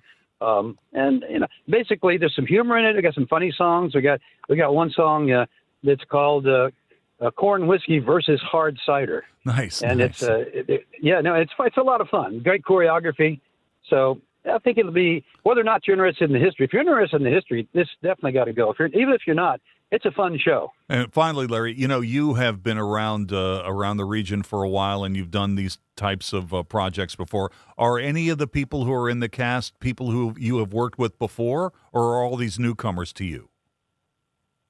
They're newcomers to me because I haven't done a lot in theater. I've done some in theater, but not a whole lot. And besides Todd, of course, I've known Todd forever, and sure, we wrote this over some years. But I've known Jack, the director, Jack Colclough, for years, but never worked with him before. And the other people, they range in age from 19, up to in their 40s. And I've seen some of them perform before, but I've never worked with them. All right. Hey, finally, for people who want to get tickets online, how do they do that? It's onevotemusical.com, and you just go to shows and click on whichever show you want to buy, and then it'll do like that always does. And you can pay with your credit card there, and the seat will be held for you. And as I say, if it shows that you can't buy a ticket, like if you try to get a ticket for Friday or Sunday, those shows are mighty close to being sold out. Maybe they are by the time I'm talking. But you try that. Try it again a day or two, because we might open up a few more seats if we've sold out. And I guess with a dress rehearsal tomorrow night, for a closed rehearsal, today's the last one, right? This is it. Tonight we have a run-through. And then tomorrow we have another run through. And tonight it's not going to be a full dress, but there'll be some parts of costumes will be there. But tomorrow it will be a run through. It won't be stopped. It's not like a rehearsal. It'll be run through from beginning to end. And it may be a little ragged. There'll be maybe a miscue or a mislighting cue or something. But that's the point of it. And then the next night, Friday, kaboom, we're off. All right, Larry, thanks for joining us this afternoon. Best of luck with this weekend. Well, thanks a lot, Dave. It's really nice of you guys to give me a time to talk about it here, because I know a lot of people up here where I'm in Marietta, of course, right now, and a lot of folks listen to you guys up here. And we got a lot of people coming from Huntington and Charleston, too. So if you feel like a nice little trip, I think you said the other week it's like 80 minutes to get up here. Yeah, and there's great restaurants. It's a lot of fun. Yeah, Marietta is a great town. Larry, thank you. I appreciate it. Larry Groce. Hey, thank you, guys. From Marietta. By the way, we've got a goal. We've got a goal in the World Cup semifinal. England has jumped out in front of Argentina 1-0. A game is in the 62nd minute. Winner of this game will take on Spain in the World Cup final this weekend. But at the moment, England's got the lead on Messi and Argentina 1-0. All right, let's take a break. And when we come back, it'll be time for the entertainment report. Stay tuned. Don't forget about our podcast. Check out your favorite podcast provider or simply go to wvmetronews.com and click on the podcast link. This is Hotline, presented by Salango Law. On Metro News, the voice of West Virginia.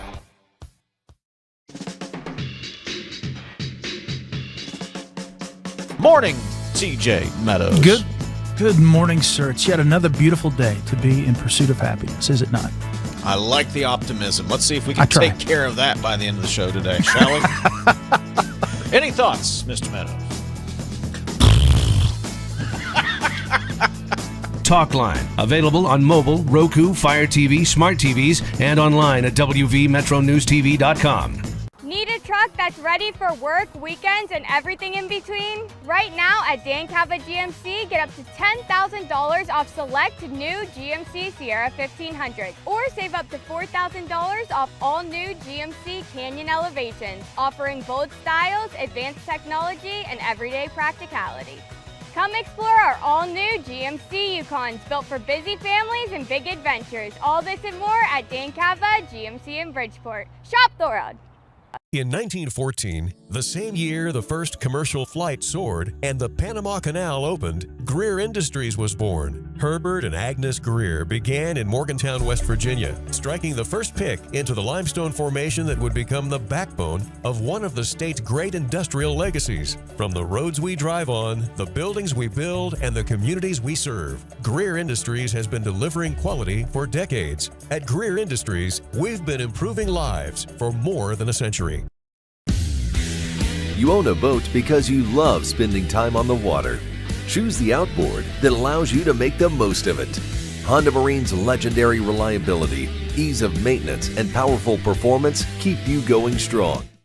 Leading the efforts to build a stronger West Virginia, the High Technology Foundation has a proven plan to strengthen and diversify our state's economy. The I-79 Technology Park's high-capacity infrastructure continues to attract advanced federal operations that are driving economic growth. This keeps our young, educated residents in the state and brings West Virginians home. The High Technology Foundation, building a stronger West Virginia. Learn more today at wvhtf.org.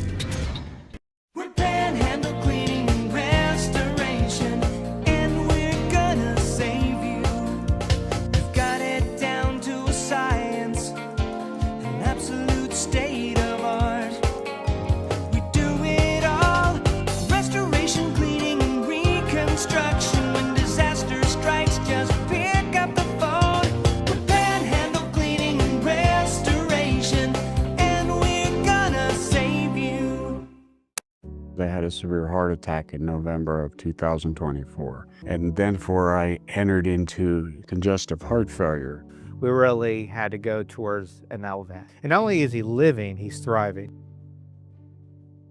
The best selection of WVU apparel is at Daniel's Men's Store. Exclusive designs you won't find anywhere else. Stylish, sophisticated, and unmistakably Mountaineer. Shop in store or online at danielsofmorgantown.com. I kid my friend who just texted me, by the way, and said, no blanking cheese. You don't want him there because not everyone's going to have cheese. He's going to go up to everybody there and start turning over their carts. You are illegitimate. Midday on Metro News Television.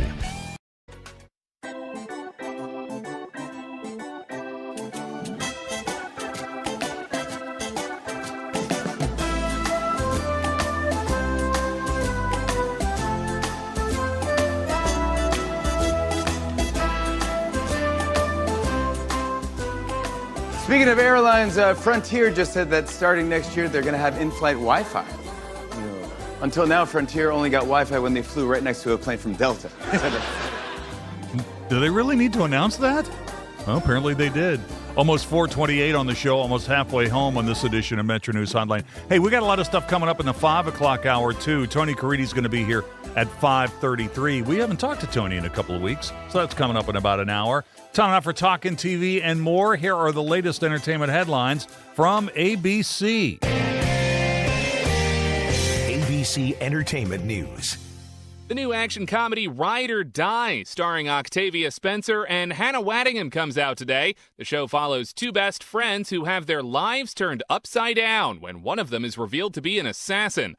Waddingham told ABC Audio she did all her own stunts. I was across it all because I thought you can't step into a role like this and then let somebody else do it all. You can catch all 8 episodes on Amazon Prime Video.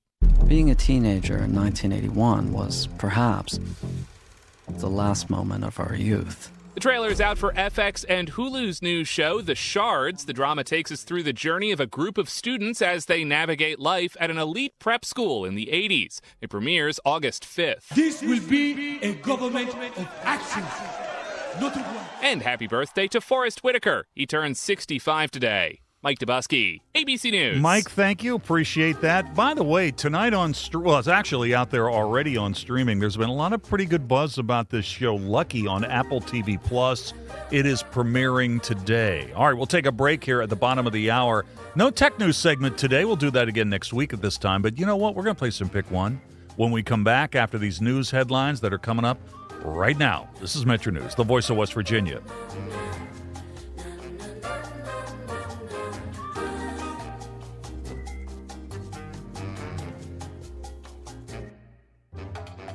This is Hotline, presented by Salango Law on Metro News, the voice of West Virginia.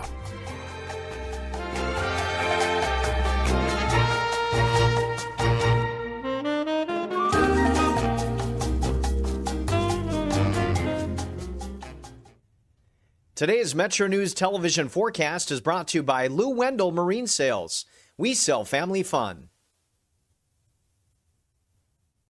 I'm meteorologist Brandon Weathers. Hot, dry, and hazy weather will repeat on Thursday. Then some break from the heat over the weekend as we enter a much wetter stretch.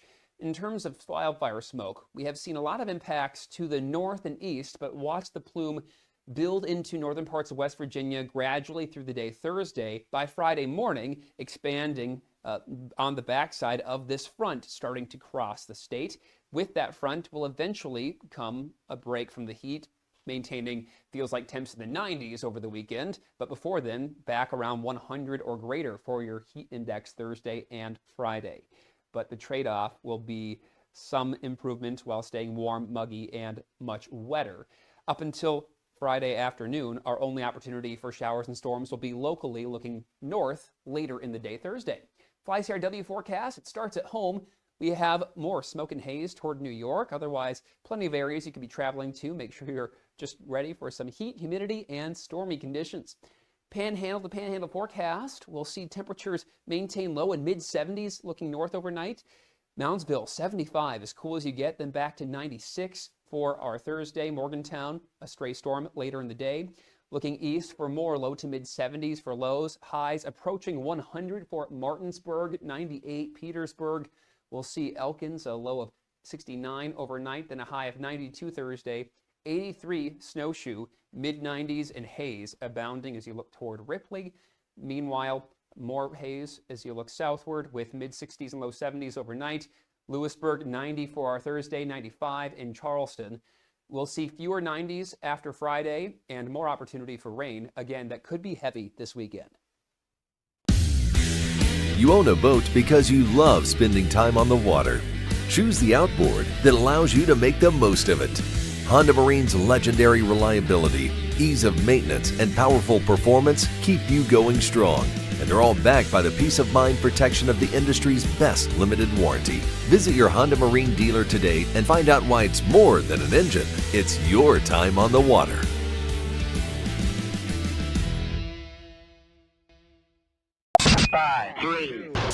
I love the state of West Virginia. I've met some of my best friends.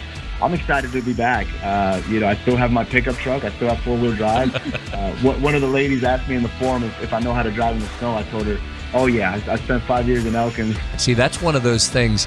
Now that you're coming to Fairmont, you've handled the Elkins winter. Yeah, this you can handle Randolph County. I mean, you're moving. This is basically coming back to Florida here when you get to Fairmont. I mean, this is easy. It's going to be a breeze. Sportsline on Metro News Television. If it matters in West Virginia, it's being talked about here. Gentlemen, I could not care less if you read this message. All right, moving on to the next one. 304 Talk 304. Well, they said it, not me. Oh, that's terrible. Read the guy's phone. Maybe I will, maybe I won't. Join Dave Wilson and TJ Meadows Monday through Friday for Talk Line. Available on mobile, Roku, Fire TV, smart TVs, and online at WVMetroNewsTV.com.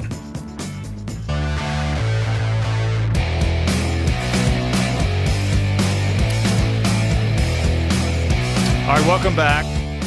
26 minutes till the hour. We're keeping our eyes on this World Cup semifinal between England and Argentina. Argentina and Messi, they are the defending World Cup champions. They are trailing in the 73rd minute to England, 1-0. England scored a goal early in the second half, but right now it's a one-goal game, and it's starting to get late. The winner of this game will meet Spain for the World Cup championship this coming weekend. All right, let's play a little Pick One. Time now for Pick One. The rules are kind of explained in the title. And Pick One for each topic. 2 choices are given, and you must select one of them. Hence, you must pick one. Coop and I have 5 sets of Pick One topics. We have not seen each other's Pick One selections. There are no correct answers. There are simply opinions. Honest responses, well, they're likely to result in hurt feelings that could jeopardize our friendship and working relationship, but we're willing to risk all that for the sake of higher ratings. Let's get started. Coop, are you ready for Pick One? Topic number 1. Yeah, man, I'm ready to go. Warner Brothers is reimagining the beloved 1993 family film Free Willy. Free Willy. Anthony and Joe Russo's production company, best known for the Avengers films, are attached to produce it. The original Free Willy, about an orphaned boy who befriends a captive orca, grossed $153 million worldwide against a $20 million budget. Michael Jackson's theme song, Will You Be There, reached the top 10. It would go platinum. So it got me thinking about movies with fish in the title. Okay. Or movies about fish. More interesting movie for you to watch if you channel surf to it. Finding Nemo, 2003. Or A Fish Called Wanda, 1988. More interesting movie that would stop you to watch when you were channel surfing, Finding Nemo or A Fish Called Wanda.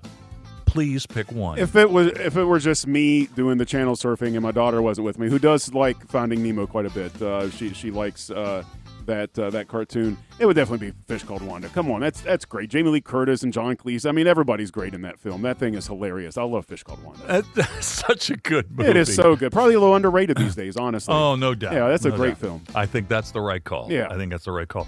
Let's pick one. Topic number 2. Let's talk a little bit about Major League Baseball and the Olympics. Yeah. Have you heard about this? Oh, yes, probably. All right. So in a proposal to the union, MLB says it wants big leaguers to face a suspension longer than 3 weeks, a period that would last into the second half of the regular season if they're chosen to participate in the 2028 Olympics in LA, but skip without an approved excuse.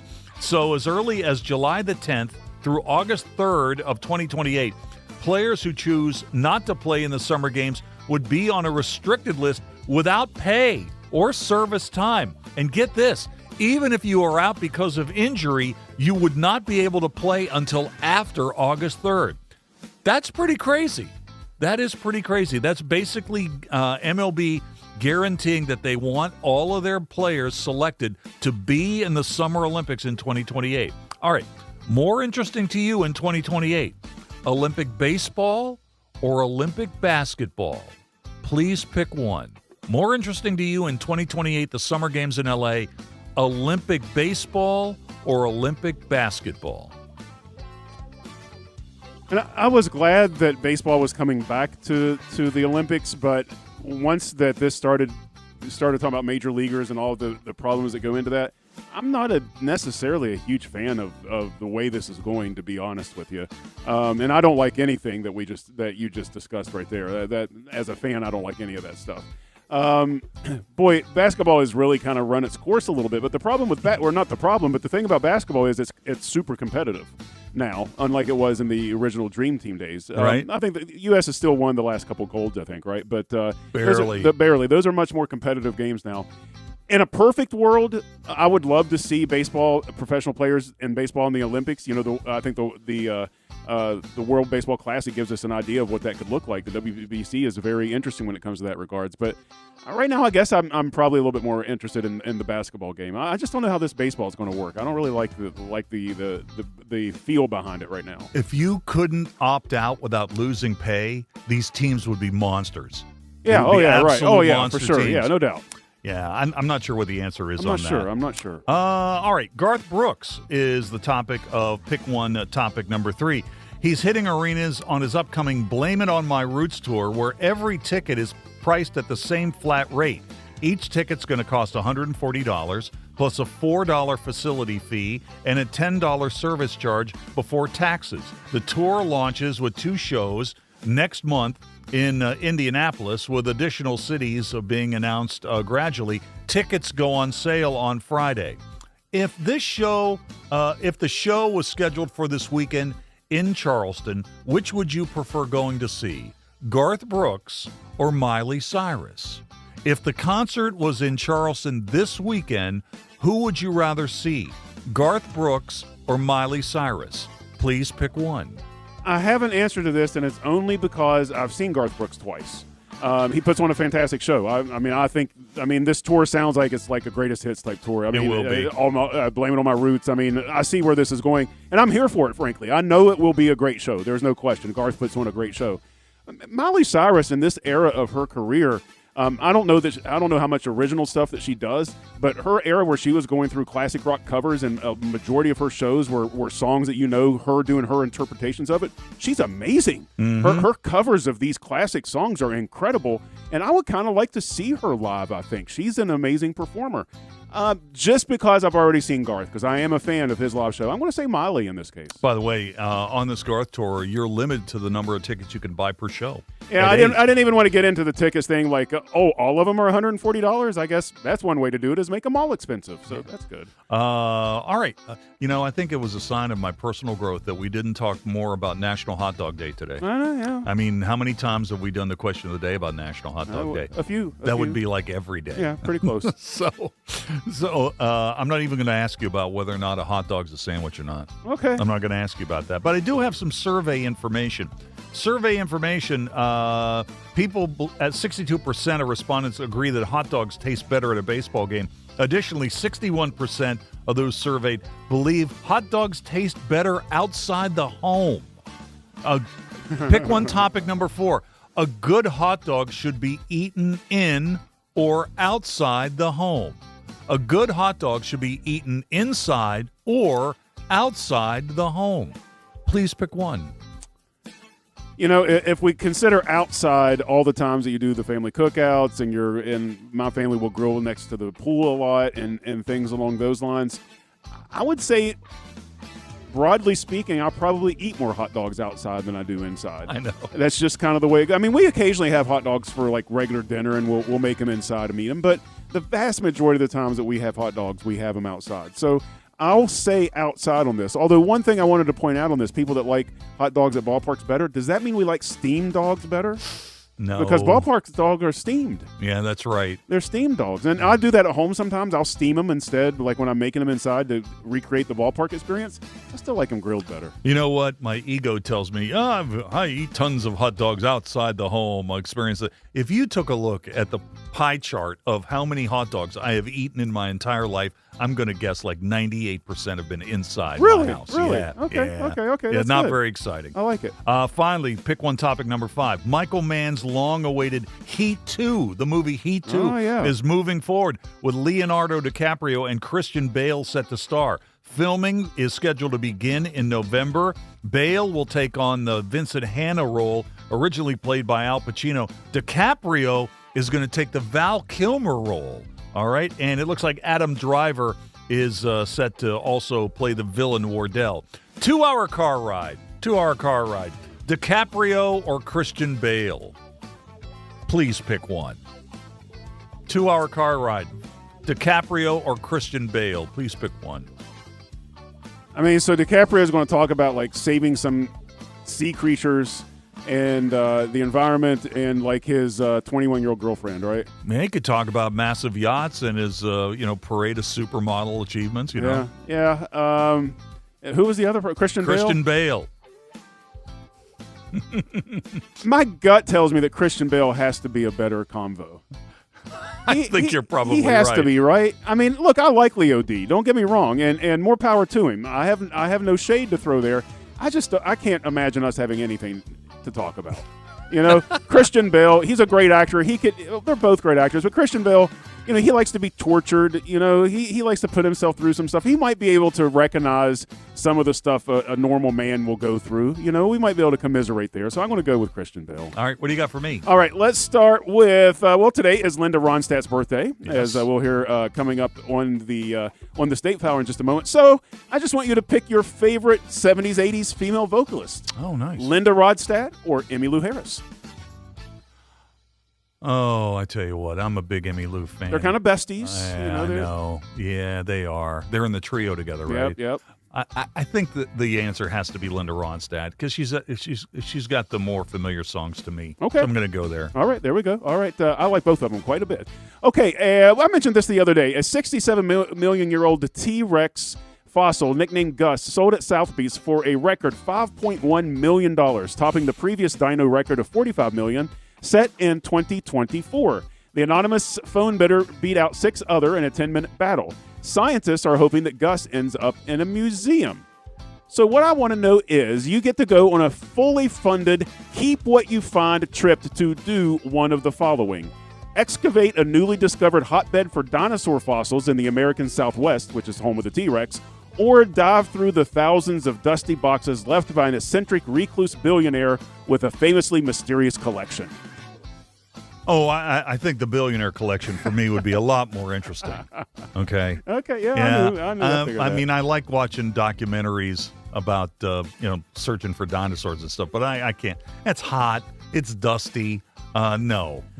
Back in the early 2000s when I moved out west, it was like kind of pre-internet days. My whole thought was I was going to go out there and I'll just find a dinosaur dig to volunteer for or something. Yeah, it didn't work out that way. Okay. No. Let's see. Question number 3. Right this second, would you rather eat 8-day-old macaroni salad that has been kept in a cooler while camping or a fresh pile of lettuce and tomatoes from Taco Bell?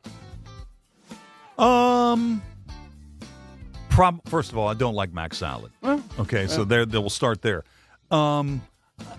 I'd probably do the Taco Bell. That's right. That's the rumored source of the parasite. Oh, it is? Yes, that's the reason I put it up. Well, the explosive diarrhea thing. Yeah, that's supposed one of the sources. All of right. that. Well, I maybe be forced to eat a little mac salad. 8-day-old cooler kept macaroni salad from camping. Okay, you got to give me. I got to go for the mac salad. Okay. Yeah. Better go with what.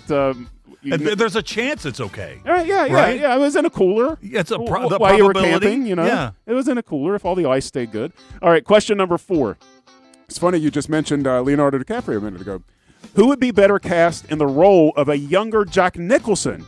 In a movie, Leonardo DiCaprio or Christian Slater? I think the answer is probably Christian Slater. Early in his life, he looked a lot like him. Man, Leo D is sort of morphing into Jack a little bit. Yeah, he kind of is. No, I think the answer is just my initial reaction is Slater looks more like early Nicholson. And he plays into it a little bit. He plays into it a little bit. Okay. The voice, too. He does. I think it's on purpose. Yeah. I think his mannerisms are on purpose a little bit. I think he mimics that. At least that's what I've always thought. Okay, question number, let's see. Is this the last one? Yeah, this is the last one.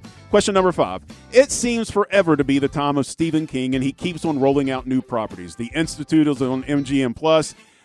Welcome to Derry is on HBO Prime. Carrie is coming to Amazon Prime. They're redoing The Mist, which is going to be a new movie in the King universe. And those are just the recent ones. There's tons of stuff out there. So what I want to know is, which of these for you is a better Stephen King adaptation?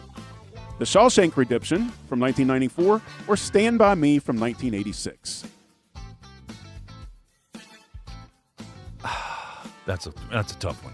That's really a good question. I think it's going to be Shawshank. Okay. I think it's going to be Shawshank. I mean, that's an adult film, all right? It is. It deals with adult themes. So I think that's going to be my guess. Quick follow-up question. Shawshank Redemption is the #1 movie of all time on IMDb, the highest rated film of all time. Does that seem remotely realistic? It's not. No, it's not possible. It's always bothered me. No, How in the world is that the top No. film of all time No. on IMDb? No. Anyway, that's it. That's it. There you go. That's pick one. By the way, Argentina just scored. Oh, just scored in the 85th minute, so we're all knotted up at 1-1. How do I not have a goal sounder? All right. We'll take a break, and we're coming back to check out the On the State file in a minute. Metro News Hotline, presented by Salango Law, will return right after these messages. For over 20 years, Dan Cava Toyota World has been more than a dealership. We're family-owned, community-focused, and committed to taking care of our customers long after the sale. Our commitment doesn't stop when you drive off the lot. With factory-trained technicians and a service team you can trust, we're here to keep your vehicle running at its best for years to come. So when it's time to get your next vehicle, choose the dealership that's been serving the community for generations. Visit Dan Cava Toyota World in Fairmont. Shop the world. Of course, the elevator was brought into my life because I had a severe heart attack in November of 2024. And then I entered into congestive heart failure. Where he was in the course, we really had to go towards an LVAD. At that point, I was committed. At that point, I wanted to get better, and I wanted to see what this machine was going to do for me. With this therapy, he's thriving, doing well. And not only is he living, he's thriving. You own a boat because you love spending time on the water. Choose the outboard that allows you to make the most of it. Honda Marine's legendary reliability, ease of maintenance, and powerful performance keep you going strong. And they're all backed by the peace of mind protection of the industry's best limited warranty. Visit your Honda Marine dealer today and find out why it's more than an engine. It's your time on the water.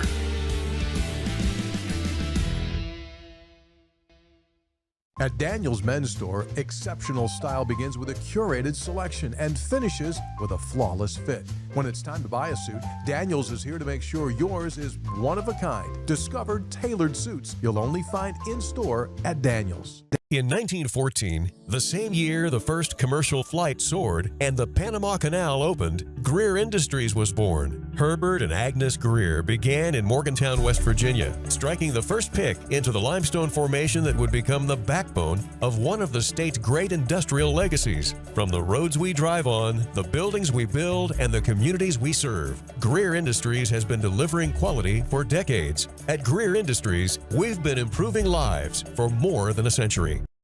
Leading the efforts to build a stronger West Virginia, the High Technology Foundation has a proven plan to strengthen and diversify our state's economy. The I-79 Technology Park's high-capacity infrastructure continues to attract advanced federal operations that are driving economic growth. This keeps our young, educated residents in the state and brings West Virginians home. The High Technology Foundation, building a stronger West Virginia.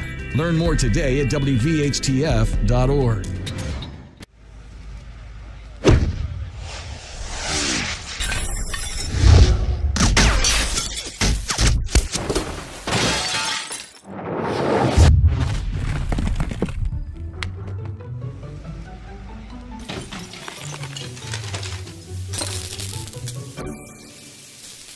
I'm Sean Kovich, Mountaineer golf coach.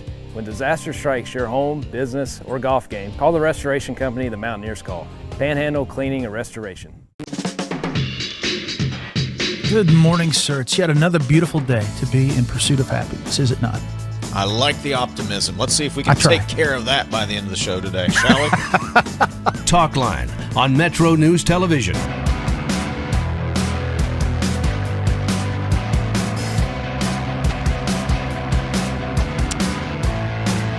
All right, welcome back. Time to get into the On This Date file. We'll start with the birthdays, and we'll start with the sports birthdays. Some pretty good sports birthdays today for Steeler fans. How about John Stallworth?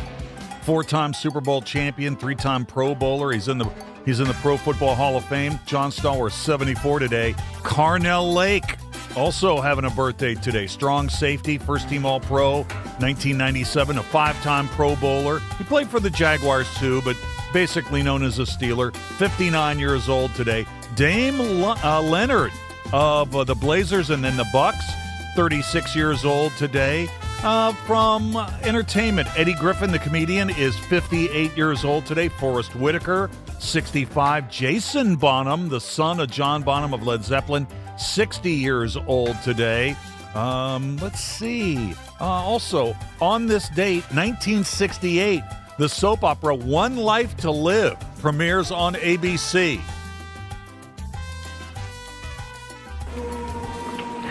You see, Miss Wallach, well, I'm trying to find a clue. A clue?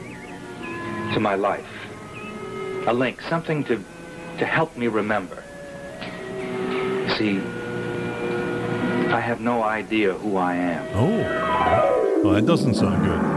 One Life to Live premiered on this date in 1968. Also on this date, 1988, Die Hard, directed, starring Bruce Willis, and is released in the United States. Here's part of the trailer for Die Hard. Only John can drive somebody that crazy. He's an easy guy to like. Come out to the coast, we'll get together, have a few laughs. And a hard man to kill. Bruce Willis, Die Hard. Got invited to the Christmas party by mistake. Who knew? Who knew? You know, we had the All-Star game last night. Let's flash back to another All-Star game on this date, 1975 at County Stadium in Milwaukee. The National League beats the American League 6-3. The MVP is Bill Madlock before he played for the Pirates when he was playing for the Cubs. Gossage is throwing bullets. He is throwing hard. Right through Meadows. 1 run will score. Here comes Oliver. 2 runs will score. Hey, a decoy. And he knocked the ball away, and now they got to play at third base if he throws it. And it hit Red Shanedean. Right where Red Shanedean sits down, and I don't know who he was throwing it to. Gossage finally picked it up, and that certainly was not all-star play. And our musical birthday to the break today, Linda Ronstadt is 80 years old. We've got the 5 things to know at 5 o'clock in sports coming up in just a moment. Argentina has just scored again.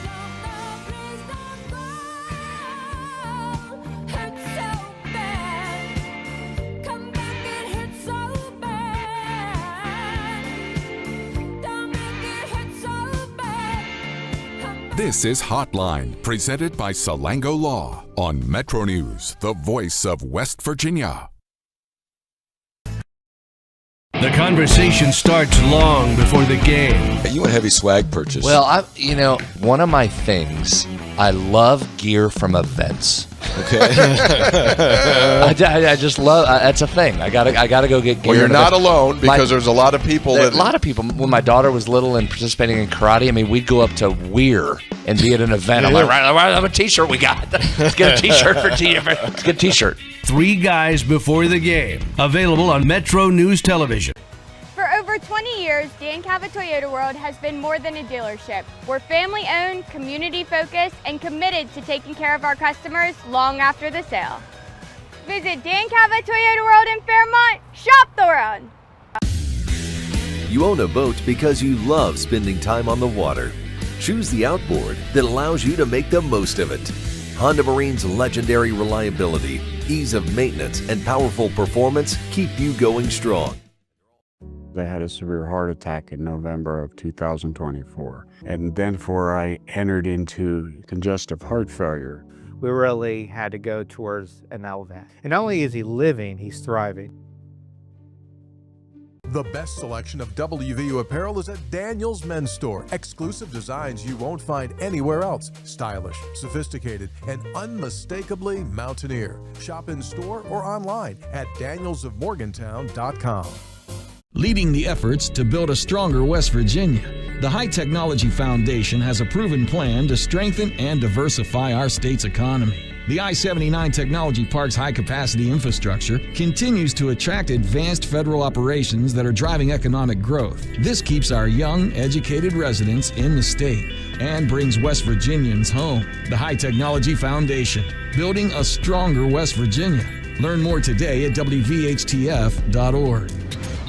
In 1914, The same year the first commercial flight soared and the Panama Canal opened, Greer Industries was born. Herbert and Agnes Greer began in Morgantown, West Virginia, striking the first pick into the limestone formation that would become the backbone of one of the state's great industrial legacies. From the roads we drive on, the buildings we build, and the communities we serve, Greer Industries has been delivering quality for decades. At Greer Industries, we've been improving lives for more than a century. We're Panhandle Cleaning and Restoration, and we're gonna save you. We've got it down to a science, an absolute state of art.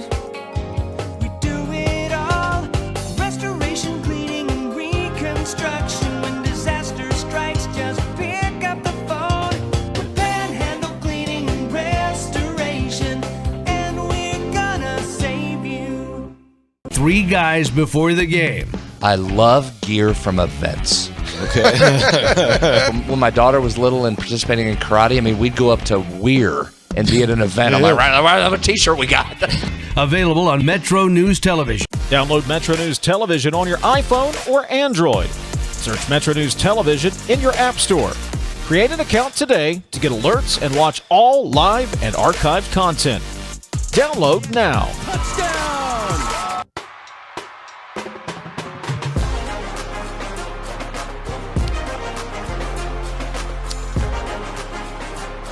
Sports headlines at 5 o'clock. A furious finish in the World Cup semifinals. Argentina with a pair of late goals, including one in extra time. They lead England now 2-1 with about a minute to play in Atlanta. The winner will play for the World Cup against Spain this weekend. The Dirty Birds are in action tonight at Southern Maryland, and former Penguin Anthony Mantha signs a 2-year deal, $9.5 million with the Devils. This is Metro News, the voice of West Virginia.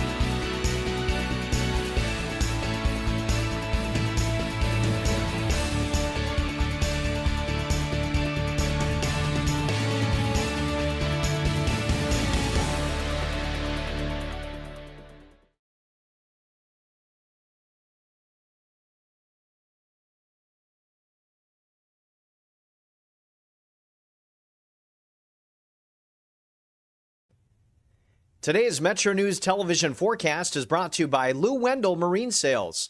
We sell family fun.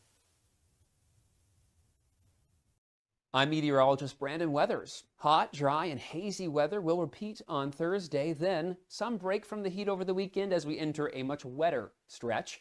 In terms of wildfire smoke, we have seen a lot of impacts to the north and east, but watch the plume build into northern parts of West Virginia gradually through the day Thursday. By Friday morning, expanding on the backside of this front, starting to cross the state. With that front will eventually come a break from the heat, maintaining feels like temps in the 90s over the weekend, but before then, back around 100 or greater for your heat index Thursday and Friday. But the trade-off will be some improvement while staying warm, muggy, and much wetter. Up until Friday afternoon, our only opportunity for showers and storms will be locally looking north later in the day Thursday. Fly CRW forecast, it starts at home. We have more smoke and haze toward New York. Otherwise, plenty of areas you could be traveling to. Make sure you're just ready for some heat, humidity, and stormy conditions. Panhandle, the Panhandle forecast, we'll see temperatures maintain low in mid-70s looking north overnight. Moundsville, 75, as cool as you get, then back to 96 for our Thursday. Morgantown, a stray storm later in the day. Looking east for more low to mid-70s for lows. Highs approaching 100 for Martinsburg, 98 Petersburg. We'll see Elkins, a low of 69 overnight, then a high of 92 Thursday. 83 Snowshoe, mid-90s, and haze abounding as you look toward Ripley. Meanwhile, more haze as you look southward with mid-60s and low 70s overnight. Lewisburg, 90 for our Thursday, 95 in Charleston. We'll see fewer 90s after Friday and more opportunity for rain. Again, that could be heavy this weekend. You own a boat because you love spending time on the water. Choose the outboard that allows you to make the most of it. Honda Marine's legendary reliability, ease of maintenance, and powerful performance keep you going strong. And they're all backed by the peace of mind protection of the industry's best limited warranty. Visit your Honda Marine dealer today and find out why it's more than an engine. It's your time on the water.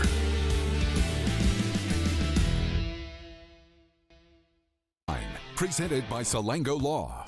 Metro News Hotline is a 3-hour audio tour. Navigating the world of sports, news, entertainment, tech, and more. From a Mountain State point of view, Hotline is a no-politics zone. You can join the conversation. Text the show at 304-825-5304. 304-TALK-304. Here's the host for Metro News Hotline, Dave Weekley. All right, welcome back to the show. It's 5:06 in West Virginia, and it's time to start the third and final hour of our program today, Metro News Hotline. Thank you so much for tuning in today, folks. I really do appreciate it. If you jumped in the car just moments ago, leaving work, or maybe you're out and about and you've just tuned in, hey, just want to make you aware, we get going every day at 3:06 on this show. We'll take you right through until 6 o'clock, and you can always double back and check out the podcast. It's available, everywhere. But, here would be my suggestion to you, to just start at the website. Just start at that place and then work your way out. Go to WVMetroNews.com, hit the podcast link. You'll find our show there. All the other shows on the network are in there as a podcast, so go ahead and check that out. And for those of you who are watching on YouTube or Facebook Live or through the Metro News TV app, a very special video hello to you today. Got a lot of stuff to get into before we close up shop at 6 o'clock today. We're going to reset our question of the day. Kind of a significant day in the world of social media, which really, like it or not, is really impacting our everyday lives. Today is the 20th anniversary of the launch of Twitter, now known as X. So we're going to get into some of the responses to that in just a moment. Sports-wise, over now in Atlanta. What a gut-wrenching loss for England in the semifinals of the World Cup. Argentina scoring in the 85th and the 91st minute to eliminate England 2-1. So Argentina, the defending World Cup champs, will now go on this weekend to take on Spain for the World Cup championship. And England is turned away at the very last minute. Coop, just before we get into the other stuff, just a couple of thoughts on this. In college sports, in professional sports, in high school sports, you can have a devastating loss, and you can be confident in the fact that you'll be right back at it in a year, right?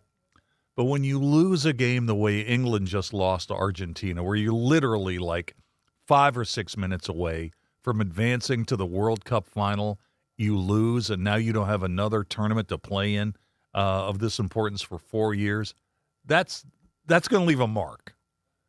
That's going to leave a big. I'm sure it does. Yeah, absolutely. I'm sure it does. So it's going to leave a big time mark.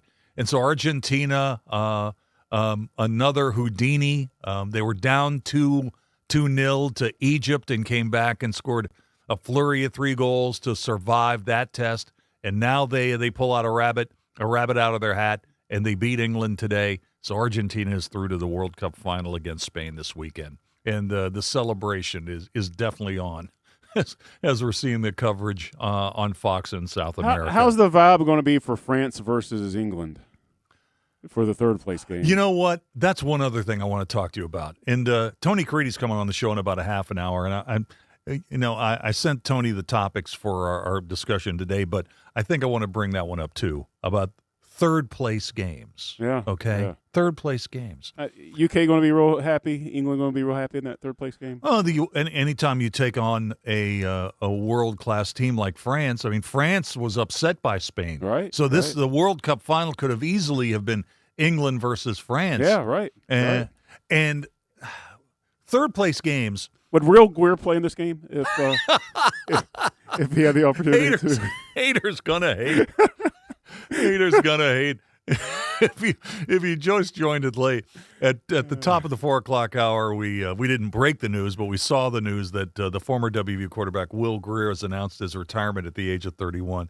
And Coop's first comment was, "You think he wishes he'd played in the game, that bowl game for WVU all those years ago?" No, I don't think so. And I don't think so. I don't think that was his first thought. And I was on his side on that. You know, if the young man was trying to protect his paycheck at the next level, I hope that it worked out well for him. But on the other hand, you could have played in another game where you were a starting QB1. Oh, that is so funny. Think about that. I hadn't thought about that in a long time.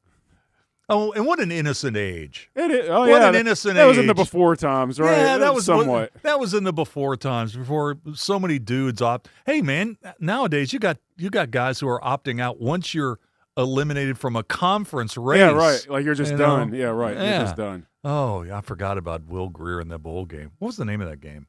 I don't remember. Yeah. Where'd they play that game? I don't even remember. Anyway, that's so funny.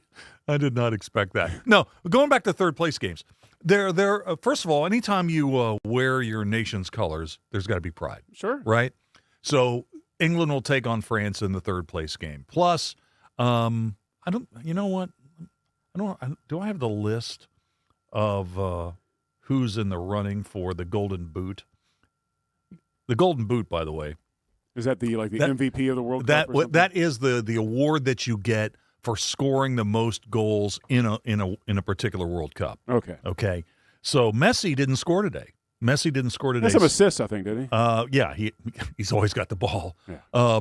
But Mbappe from France has 8 goals. Messi has 8 goals. They're tied. So, Messi could score against Spain in the World Cup final, and Mbappe could score in the third place game against England, and those goals count in the race for the Golden Boot. And Bellingham is in there as well. He's got 6 goals for England this year, but in this year's World Cup. But I kind of like third place games. And the thing I was going to bring up about third place games is, is it time to maybe re-examine why we don't have third place games in the NCAA basketball Final Four? We had them for the longest time. They discontinued them in 1981 because at the time people were really not that interested. But I've been thinking about this a little bit. Why not? In this era, is anybody going to play in them, though, in this era? Why wouldn't you? Why wouldn't you play? Play in bowl games and stuff like that if it's not for a ring. Now, I'm kind of with you here, and specifically in basketball, I've always thought that the third and fourth place teams playing out to find out who the third place victor is. I always like those games, the tournaments that did those. So I agree where you're coming from. But in this day and age where people do load management and you're only allowed to play X minute games and everybody's complaining about having their job that they get paid millions of dollars for. I mean, I don't know that they'll play third place. What do you call a third place winner? Okay, let's just go through this a little bit. The first loser? So if you go to the Final Four one of the agreements would be that you would participate in a third-place game. So you would know in advance. It wouldn't be like, a knock at the door at like 2 o'clock, like we've got to play tomorrow. You would know when you went to the Final Four that there would be a third-place game and that you would participate in it. Plus, look at the way they want to expand. We got college football games now on what? Thursday, Friday, Saturday. How many teams do they want to play in the college football tournament now, right? We want to expand the thing out to like 24 teams. Are you telling me that networks couldn't benefit from a third-place game at the NCAA Final Four that would take place maybe, 4 o'clock in the afternoon on the day of the final? Don't you just call it a bronze medal game? Well, that's basically what it is, right? Yeah, it's for third place. Yeah, it's basically the bronze medal game, so you get third place or nothing. So you're either one of the top 3 teams. You get the first team is the team that wins the championship. The team that loses the championship is 2, and then the first runner-up to them are the people that win what amounts to the bronze medal game. Yeah. So it like in the Olympics, it's very common, and there is a reason for this game to be played. Generally speaking, I just don't know when we're talking about how games equal dollars. Now it works for the networks. You can sell that all day long, but I just mean for the individual players. If I'm not playing for a championship, why am I playing? Okay, well, how about the fact that you're getting paid? If you do, then sure. How about the fact you're getting paid? If you're getting paid, then sure. Listen, every dude that's on a team that goes to the Final Four is making some. Okay, he's making something. Sure. And what about your fan base? Say, for example, WVU would go to the Final Four. It's happened before. It's not outside the realm of possibility. Say West Virginia would go to the Final Four, and you would know when you went to the Final Four as a fan that you would see them play twice. Where's the problem? I really don't see the problem. As a fan, I love it. As a school administrator, I love it. But again, as an athlete coming in, deciding in this day and age of players being able to pick and choose what games they play in, I don't know what the draw would be for them. They don't care about the fans. Honestly, they're here for 1 or 2 seasons. But what if the team that qualified for the Final Four committed to the fact that you would field a team that would play in a third place game? You could do that, but I just wonder, what guys would be like, well, you can field whatever team you want, but I'm out. Well, I don't know. Your NIL contract might have that written into it. Now, if you're NIL, then obviously those guys are going to play. So that would be one way to get them to play in that game. I just mean if it's elective, the networks can stash as much cash as they want to for themselves. Players aren't going to play in it if it's a third place, if it's playing for third place. Well, let me ask you this. If it's elective. The biggest brands in college basketball normally end up in the Final Four, right? So are you telling me that if in this third place game that Kentucky or Duke or UConn or Houston or one of the best teams in college basketball, Kansas, was playing in the third place game, that they would have a problem with ratings or nobody be interested in that game? No. Man, people would watch that game. I have not once said that it wouldn't work from a TV ratings or money-making standpoint. I'm saying the players would not want to play in That it. was hypothetical. Oh, okay. I wasn't trying to beat you up on that. Yeah, okay, yeah. Well, that's just I just think that it would be the Will Greer situation. It's an exhibition game at that point. Playing for third place in the NCAA tournament, whoop-de-doo. Might as well be playing for 65th. All right. There's dudes yelling at their car radios right now that we've gone on too far about third place games. How about this? Was Will Greer a successful pro? Absolutely. Are you kidding me? He's got the pension from the NFL. He's got that lifelong insurance. He was able to travel around in the league. What was he, like 8 years? 9 years, something like that? I had his wiki up here a little while ago. Will Greer, was looking at his wiki. I think he made about $5 million in the league. Look, if you were in the league for, especially over 5 years, but if you were in the league for as long as he was, even though you didn't really play in a lot of games or whatever, you're still part of an elite group of people that get to do something that almost nobody gets to do. That's fair. And I think that it's a phenomenal career to hang on and get paid $5 million to travel around the country and not play in any games. Did Will Greer ever start a game? I think so. I think he did a couple times. All right. Towards the end of the season, I think. Maybe for Dallas one year, he may have started a game. He started 2 games for Carolina. Carolina, okay. All right. I think that might be it. Wait a minute. He's got to have played more than. Is that correct? Will Greer played for a bunch of teams. He didn't get a lot of snaps. He didn't get a lot of snaps, right? Preseason snaps. It was all preseason snaps. I remember him playing a lot of preseason games. No, that can't be right. Has he only played? I think is it true he's only he hasn't appeared in an NFL game since 2019? Yeah. Is that possible? This is the most successful career you can possibly have. Well, you're not hurt. One where you didn't have to work? Are you kidding me?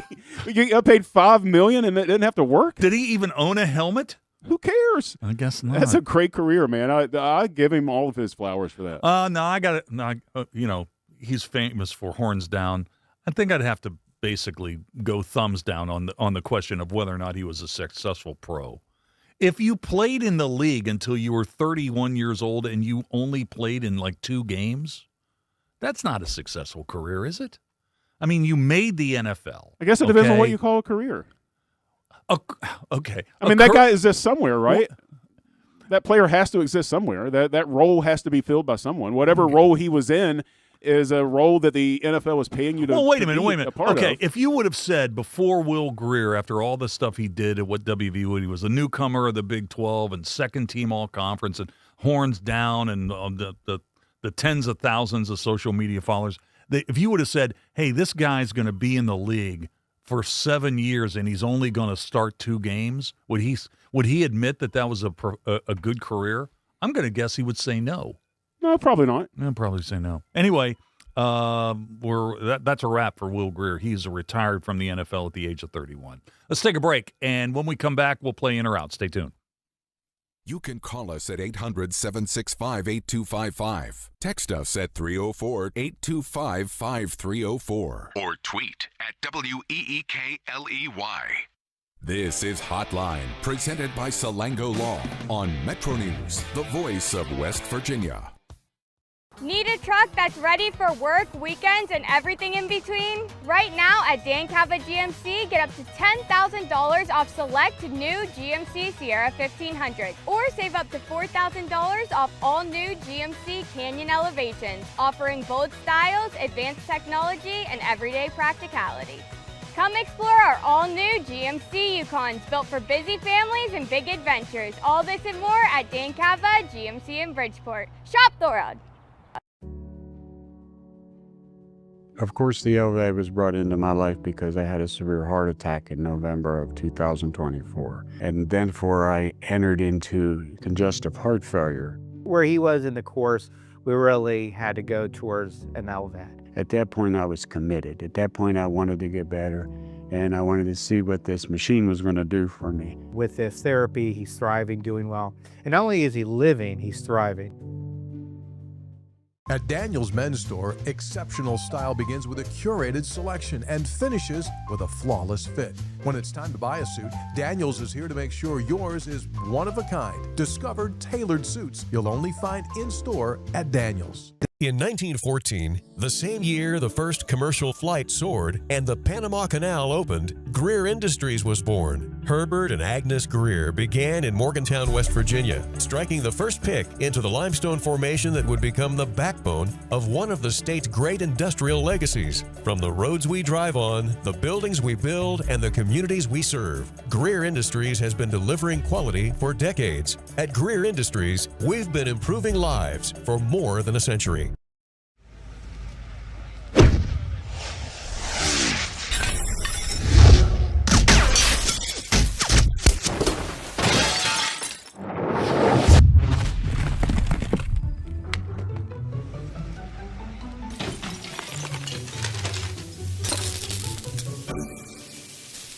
I'm Sean Kovich, Mountaineer golf coach. When disaster strikes your home, business, or golf game, call the restoration company the Mountaineers call. Panhandle Cleaning and Restoration. You own a boat because you love spending time on the water. Choose the outboard that allows you to make the most of it. Honda Marine's legendary reliability, ease of maintenance, and powerful performance keep you going strong. And they're all backed by the peace of mind protection of the industry's best limited warranty. Visit your Honda Marine dealer today and find out why it's more than an engine. It's your time on the water.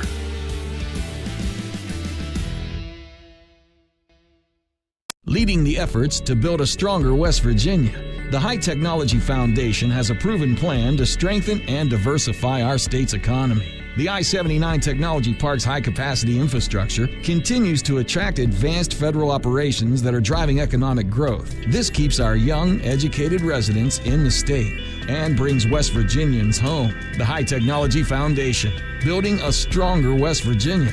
Learn more today at WVHTF.org. We're going to do public math, so it's 31 divided by 4. Yeah, just under 8 per win. Just mark it down. Put Tony and I down for 8, Coach Hunter. Put us on the prediction show for 8. We already got it. There's the math. Just go. Sportsline on Metro News Television.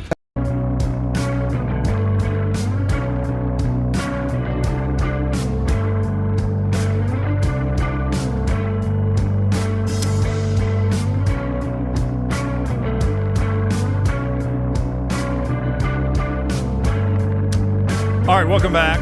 524 on the show. Metro News Hotline here until 6 o'clock. Oh, Tony Caridi's coming up in about 10 minutes. That'll be good. A lot of Mountaineers stuff happening today. Let's play in or out. It's two-man bobsled edition. Every day at this time, we focus on the stuff you talk about at the office. We call it in or out. The setup is simple. 3 categories: food or beverage, gut reaction. Finally, this one's about a celebrity. The topics of which change daily. Let's get started with food or beverage. Coop, are you ready to go? Yeah, I'm ready to go. All right. Brad House sent us notes on this Oh, earlier yes. today. Yes.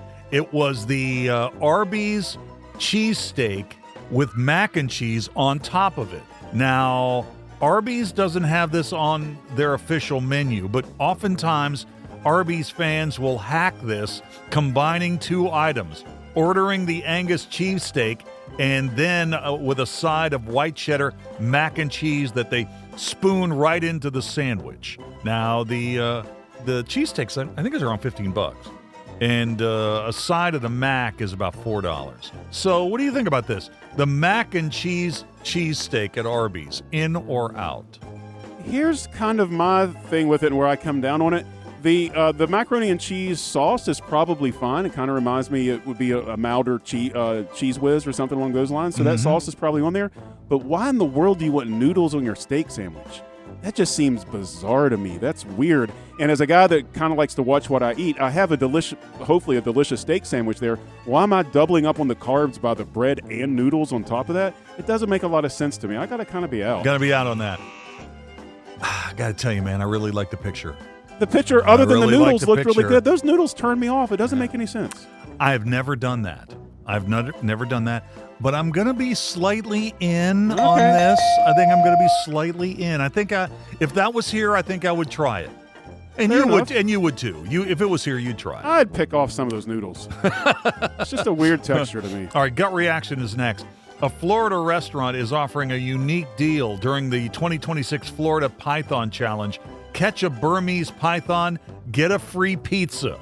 The owner of the restaurant, Dustin Crum of Wildman's Pizza Plaza and Python in Everglades City, quote, "I'm the first place in the world to accept a python as currency." Okay. Turning in a python for pizza, in or out? This is like a Florida guy story. Oh, Florida you man know story. it. I just saw a video last night that was of this petite lady. I think she worked at a zoo or something like that. And on her own, she relocated a python just by dragging the thing by its tail and pushing its head away from her and putting it in its own pen and stuff like that. And that pretty much convinced me, pythons, I could take one out too. So, yeah, I got to be in on this. I'll go and rustle me up a python for a free pizza. Sure. Easy work.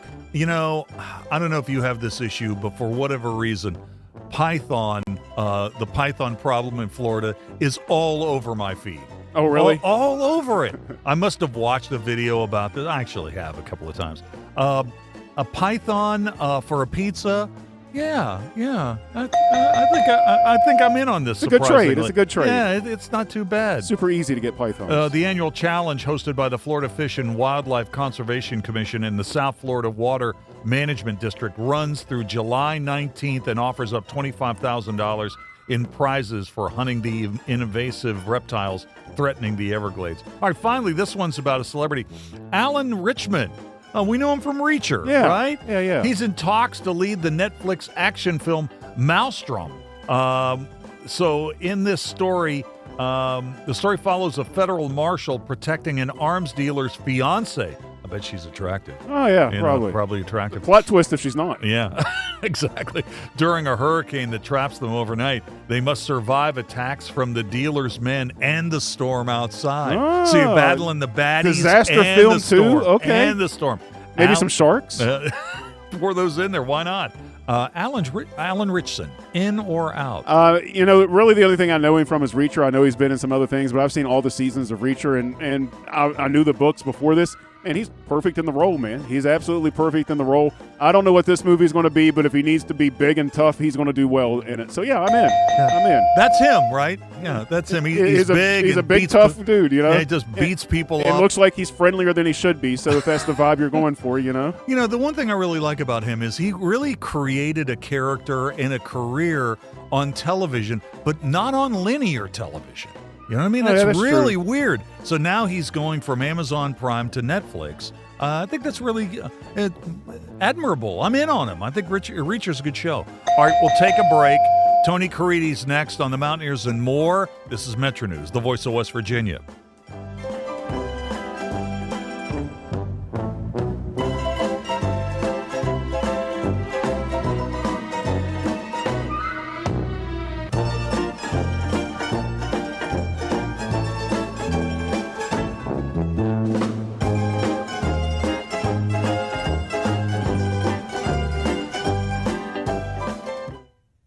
Today's Metro News television forecast is brought to you by Lou Wendell Marine Sales. We sell family fun. I'm meteorologist Brandon Weathers. Hot, dry, and hazy weather will repeat on Thursday. Then some break from the heat over the weekend as we enter a much wetter stretch. In terms of wildfire smoke, we have seen a lot of impacts to the north and east, but watch the plume build into northern parts of West Virginia gradually through the day Thursday. By Friday morning, expanding on the backside of this front, starting to cross the state. With that front will eventually come a break from the heat, maintaining feels like temps in the 90s over the weekend. But before then, back around 100 or greater for your heat index Thursday and Friday. But the trade-off will be some improvement while staying warm, muggy, and much wetter. Up until Friday afternoon, our only opportunity for showers and storms will be locally looking north later in the day Thursday. Fly CRW forecast, it starts at home. We have more smoke and haze toward New York. Otherwise, plenty of areas you could be traveling to. Make sure you're just ready for some heat, humidity, and stormy conditions. The Panhandle forecast, we'll see temperatures maintain low and mid-70s looking north overnight. Moundsville, 75, as cool as you get, then back to 96 for our Thursday. Morgantown, a stray storm later in the day. Looking east for more low to mid-70s for lows. Highs approaching 100 for Martinsburg, 98 Petersburg. We'll see Elkins, a low of 69 overnight, then a high of 92 Thursday. 83 Snowshoe, mid-90s, and haze abounding as you look toward Ripley. Meanwhile, more haze as you look southward with mid-60s and low 70s overnight. Lewisburg, 90 for our Thursday, 95 in Charleston. We'll see fewer 90s after Friday and more opportunity for rain. Again, that could be heavy this weekend. You own a boat because you love spending time on the water. Choose the outboard that allows you to make the most of it. Honda Marine's legendary reliability, ease of maintenance, and powerful performance keep you going strong. And they're all backed by the peace of mind protection of the industry's best limited warranty. Visit your Honda Marine dealer today and find out why it's more than an engine. It's your time on the water.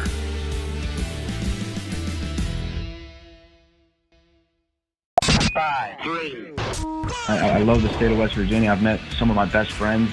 I'm excited to be back. I still have my pickup truck. I still have four-wheel drive. One of the ladies asked me in the forum if I know how to drive in the snow. I told her, oh yeah, I spent 5 years in Elkins. See, that's one of those things. Now that you're coming to Fairmont, you've handled the Elkins winter. Yeah, this if you can handle Randolph County. I mean, you're moving. This is basically coming back to Florida here when you get to Fairmont. I mean, this is easy. It's going to be a breeze. Sportsline on Metro News Television. If it matters in West Virginia, it's being talked about here. Gentlemen, I could not care less if you read this message. All right, moving on to the next one. 304 Talk 304. Well, they said it, not me. Oh, it's terrible. Read the guy's phone.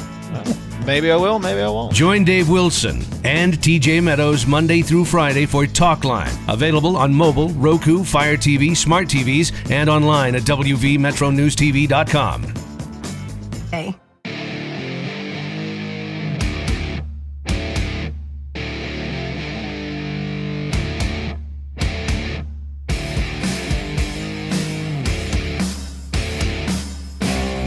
All right, welcome back. 26 till the hour. Well, I'm glad Tony Caridi's coming on the show, Coop, because we need a voice of reason. I mean, let's be honest. That last segment at the top of the 5 got a little heated. Yeah, man. Little topics about Will Greer and your haterade for him. And you keep on saying that, and I defended the guy back in the day. All I did was announce the fact that he retired, and your first comment out of the box was like, I bet he wished he played in the camping I didn't world, say I whatever. bet he did. I just wondered if he wished he had one more game where he was QB1 under his belt. That's it. That's it. Because, I mean, that would have been his last chance. All right. And then we're starting to get some social media feedback about our conversation about third place games. I got Tony ready on that one too. Oh, yeah, good. He's ready. Okay, He's ready. okay. Let me do the reset on the question of the day, because this is kind of a special day. If you're into social media, you know what I'm talking about. It was on this date in 2006 that Twitter, now X, officially launched to the public. Back then, it had a strict 140-character limit. I kind of missed that, actually. So here's the question of the day, and it is sponsored by Salengo Law. What was the first important news event you first found out about on Twitter or another social media platform? What's the first important news event you found out first about on Twitter or an other social media platform? We got some really interesting text on this. We'll get into that after our next commercial break. You can jump in on that, too. The text line here is 304-TALK 304, 304-8255-304. I'm on X, at Weekly, WEEKLEY. Tony Caridi joins me now. How you doing today, Tony? I'm great, Dave. How are you? What year did you say Twitter started? 2006. Wow. 2006. It's 20 years ago today. 20 years Amazing. ago. I've been on since 2009. On that stupid thing, yeah. Yeah. Here's the funny thing. I said this to Coop in the 3 o'clock hour. I don't even want to try to go to my early tweets and try to find what I was writing about. I'm sure I was really upset about something or really thought I was being really clever, and looking back on it now, I'm sure that wasn't the case. Yeah. So I've never looked back. That would be. You can find that. You can go back all the way. I think you can. Yeah, I think you that'd be can. scary. So Coop already warned you about our conversation about third place games. Yeah. Okay. I haven't heard your take. I'll just throw mine out there. Okay. Good. The reason I brought it up was because the World Cup has third place games. Yeah. And so, you had a situation today where England got its heart ripped out by Messi in Argentina. They scored 2 goals late. They win the game over England 2-1. They're going to play Spain for the World Cup final. Now, France was upset by Spain in the semifinals, and now England came so close. Now France and England have to play in the third place game. So I said, why not have a third place game again in the NCAA Final Four? We had one until 1981. So I was trying to build the case. I think third place games are a lot of fun, and I think there would be interest in a third place game at the Final Four. What's your take? You just threw a big one out there. I think third place games are a lot of fun. Why do you think third place games are a lot of fun? I'm interested to hear this answer. Okay. Well, for example, if as a WVU fan, if WVU would go to the Final Four again, and I knew that they would play 2 games out there wherever they played, I think I would be interested in those games. And I think as a fan also, if I knew I was going to the Final Four and I was going to follow my favorite team, and I knew before I left when I bought my tickets that I would go to this event and I would see 2 games, I would be happy about that. So my suggestion to you then is to go to the College World Series, where you're guaranteed to get 2. However, I do not agree with you in basketball or in this particular event, World Cup soccer. As you just said, England just had its heart ripped from its collective chest. France, for the most part, right? They also are in the doldrums. Like, it's over. The only thing you're playing for is to win the championship. This to me, looking at it, is just a money grab by FIFA to get one more game, to get one more set of inventory, i.e. their commercials, and to generate more money. I've got like zero interest, and I don't think the players have any interest to participate in that game. But don't you think that fans of the World Cup will watch this third-place game when they see England and France are playing each other to see who finishes third in the biggest event every 4 years? So you run around and you go, we were third, like no one cares. The only thing people care about is who wins it. To be quite honest with you, the second place team won't even kind of be remembered in time to come. And I'm going to go with you, Dave, and say this. What you're asking for is just more participation trophy play. Like everyone, no one can lose and just don't get anything. You don't get to play anymore. You're done. You're out. See ya. All right, well, let's talk about the Final Four situation, okay? Because there are people who want to see the NCAA tournament be expanded to like 100 teams, right? Yeah. And we're also talking about the college football playoff where we want to see 24 teams take place.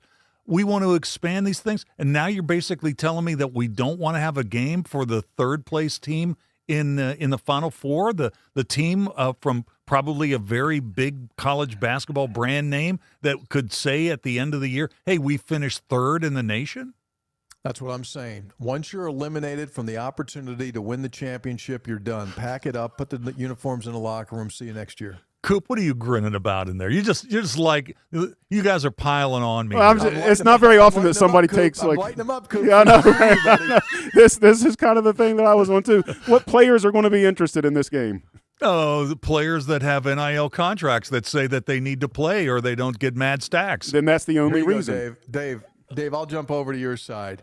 Just another reason why Will Greer should have played in that bowl game.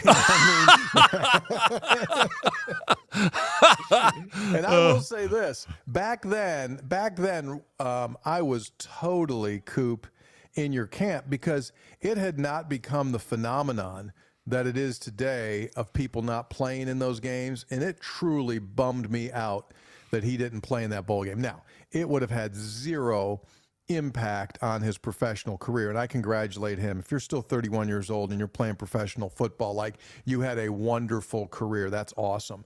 But I always was miffed that we didn't go in that bowl game with a full round of ammunition in our belt to play in that game. And I just wonder if the player just wishes he could have thrown one more touchdown pass.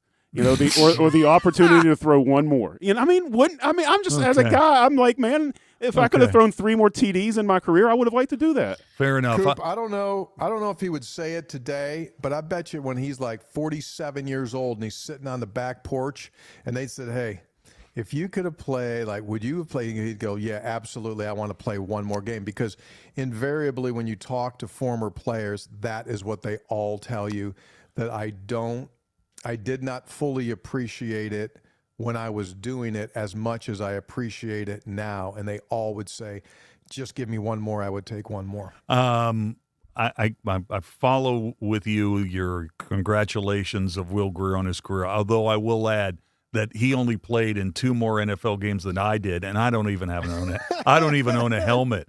Okay, but you know what? He collected a lot more checks than you did. Yes, he did.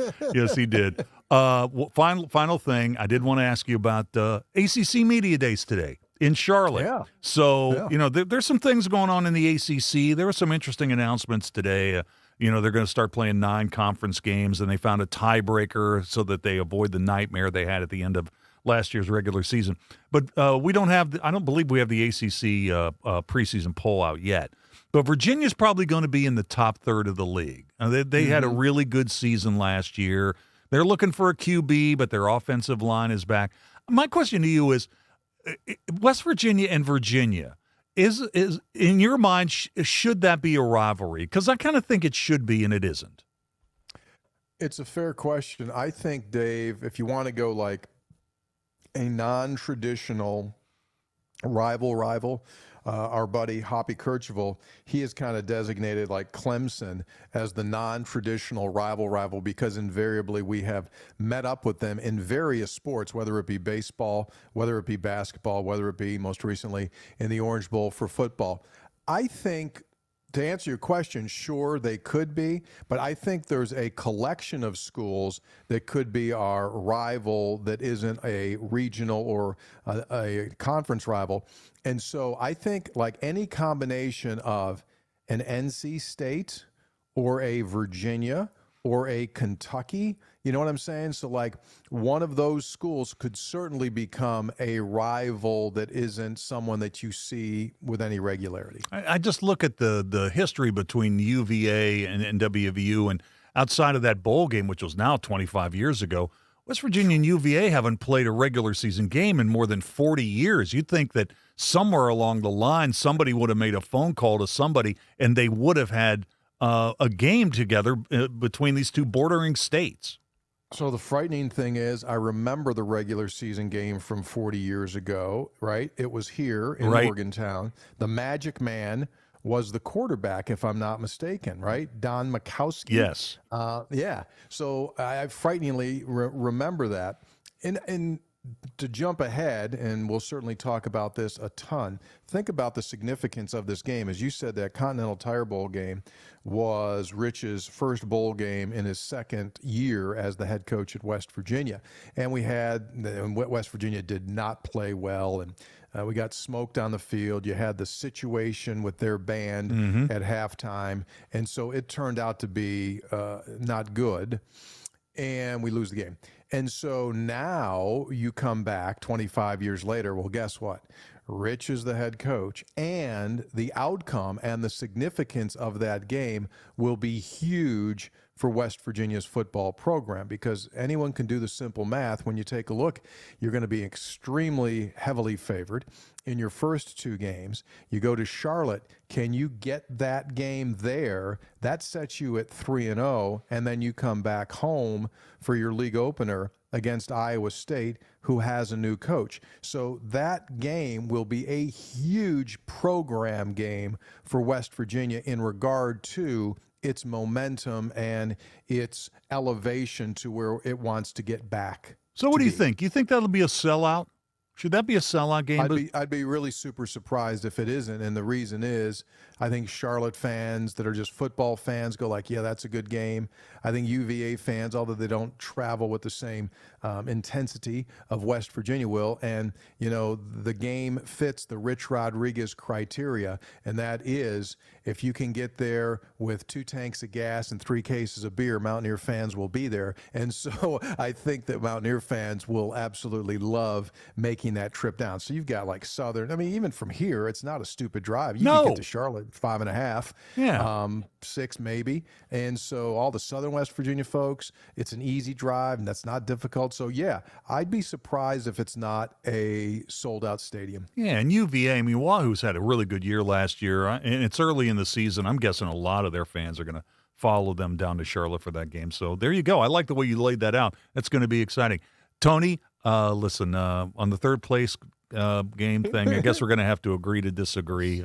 That's fine. I'm just more concerned about Coop really enjoying how you're piling on me on this. I just can't wait for Sunday when you run to your TV and set up your little TV tray with your TV dinner and your popcorn to watch the third place game, because I bet you it's going to be a sight. Tony, thanks for your time today. I do appreciate it. All right, Dave. See you, buddy. Tony Caridi. Yeah. Let's take a break. We're coming back with more in a minute. Hi, I'm Colin McCardle, a lifelong West Virginia native, and I'm proud to be a part of the planning team at Civil and Environmental Consultants. From mountain bike trails and riverfront parks to destination tourism and community revitalization, CEC is helping shape the future of West Virginia. We work with communities across our state to create new opportunities and build places where the next generation can live, work, play, and fall in love with West Virginia. At CEC, we engineer progress in the great state of West Virginia. Find out what CEC can do for you. Visit cecinc.com. Ready to make this boating season unforgettable? Head to Lou Wendell Marine Sales, family owned and operated for over 40 years and West Virginia's largest Avalon pontoon dealer. Lou and his sons are boating experts from sales to service to repairs. And right now, their lot is packed with incredible inventory and some of the best deals of the season. Whether it's weekends on the lake or sunset cruises with the family, Lou Wendell Marine Sales has your perfect boat waiting, because they don't just sell boats, they sell family fun. Visit LouWendellMarineSales.com Call them today. This is Hotline, presented by Salango Law on Metro News, the voice of West Virginia. Okay, so we're going to do public math. So he won 9 his second year at West Virginia, 5 his second year at Michigan, 8 his second year at Arizona, second year at Jack State. He won 9, so it's 31 divided by 4. Yeah, just under 8 per win or per season. So there you go, Hunter. You can just forget about everything else. Just mark it down. Put Tony and I down for 8, Coach Hunter. Put us on the prediction show for 8. We already got it. Sportsline on Metro News Television. I had a severe heart attack in November of 2024. And then I entered into congestive heart failure. We really had to go towards an LVAD. And not only is he living, he's thriving. We're Panhandle Cleaning and Restoration, and we're gonna save you. We've got it down to a science, an absolute state of art. We do it all, restoration, cleaning, and reconstruction. When disaster strikes, just pick up the phone. We're Panhandle Cleaning and Restoration, and we're gonna save you. The best selection of WVU apparel is at Daniel's Men's Store. Exclusive designs you won't find anywhere else. Stylish, sophisticated, and unmistakably Mountaineer. Shop in store or online at danielsofmorgantown.com. Leading the efforts to build a stronger West Virginia, the High Technology Foundation has a proven plan to strengthen and diversify our state's economy. The I-79 Technology Park's high-capacity infrastructure continues to attract advanced federal operations that are driving economic growth. This keeps our young, educated residents in the state and brings West Virginians home. The High Technology Foundation, building a stronger West Virginia. Learn more today at WVHTF.org. For over 20 years, Dan Cava Toyota World has been more than a dealership. We're family-owned, community-focused, and committed to taking care of our customers long after the sale. Our commitment doesn't stop when you drive off the lot. With factory-trained technicians and a service team you can trust, we're here to keep your vehicle running at its best for years to come. So when it's time to get your next vehicle, choose the dealership that's been serving the community for generations. Visit Dan Cava Toyota World in Fairmont. Shop the world! In 1914, the same year the first commercial flight soared and the Panama Canal opened, Greer Industries was born. Herbert and Agnes Greer began in Morgantown, West Virginia, striking the first pick into the limestone formation that would become the backbone of one of the state's great industrial legacies. From the roads we drive on, the buildings we build, and the communities we serve, Greer Industries has been delivering quality for decades. At Greer Industries, we've been improving lives for more than a century. You own a boat because you love spending time on the water. Choose the outboard that allows you to make the most of it. Honda Marine's legendary reliability, ease of maintenance, and powerful performance keep you going strong. I kid my friend who just texted me, by the way, and said, no blanking cheese. You don't want him there because not everyone's going to have cheese. He's going to go up to everybody there and start turning over their carts. You are illegitimate. Midday on Metro News Television. His photographs and documents today.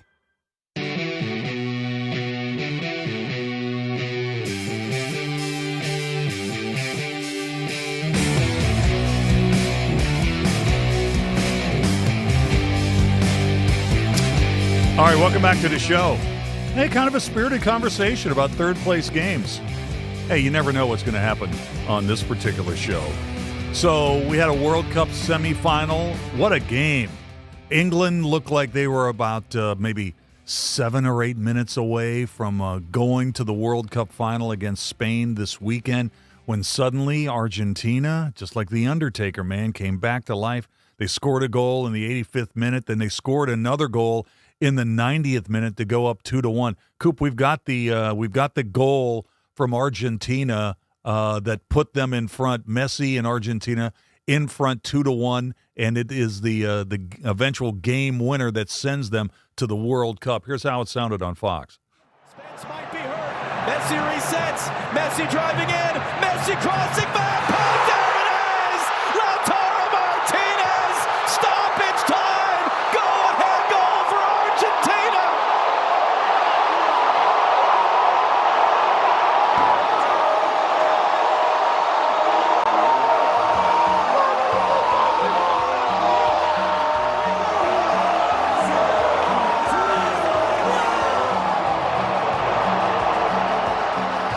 So you got to wonder, is that the loudest the Mercedes-Benz Arena has ever been? It's got to be up there.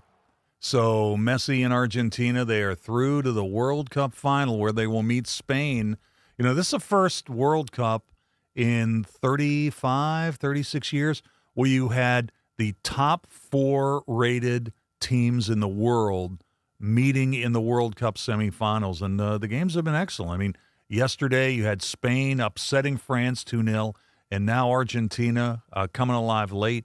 They take the heart right out of England and they win the game 2-1. So that is your World Cup final coming up this weekend.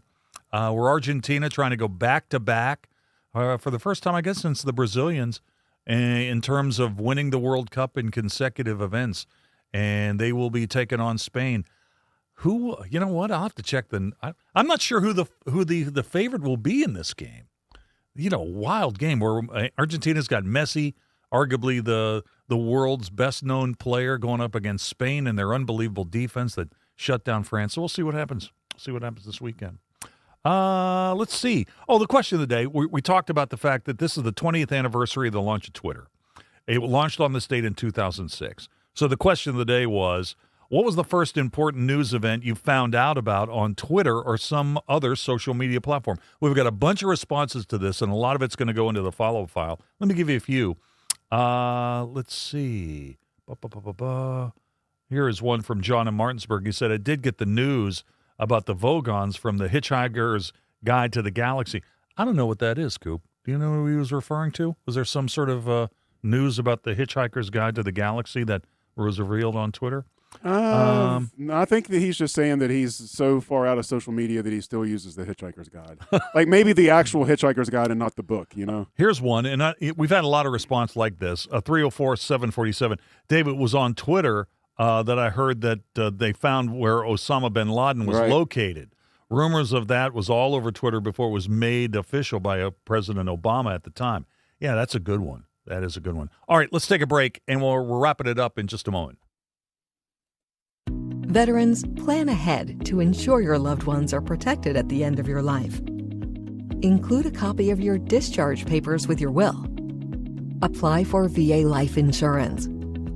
Write your healthcare decisions in a living will.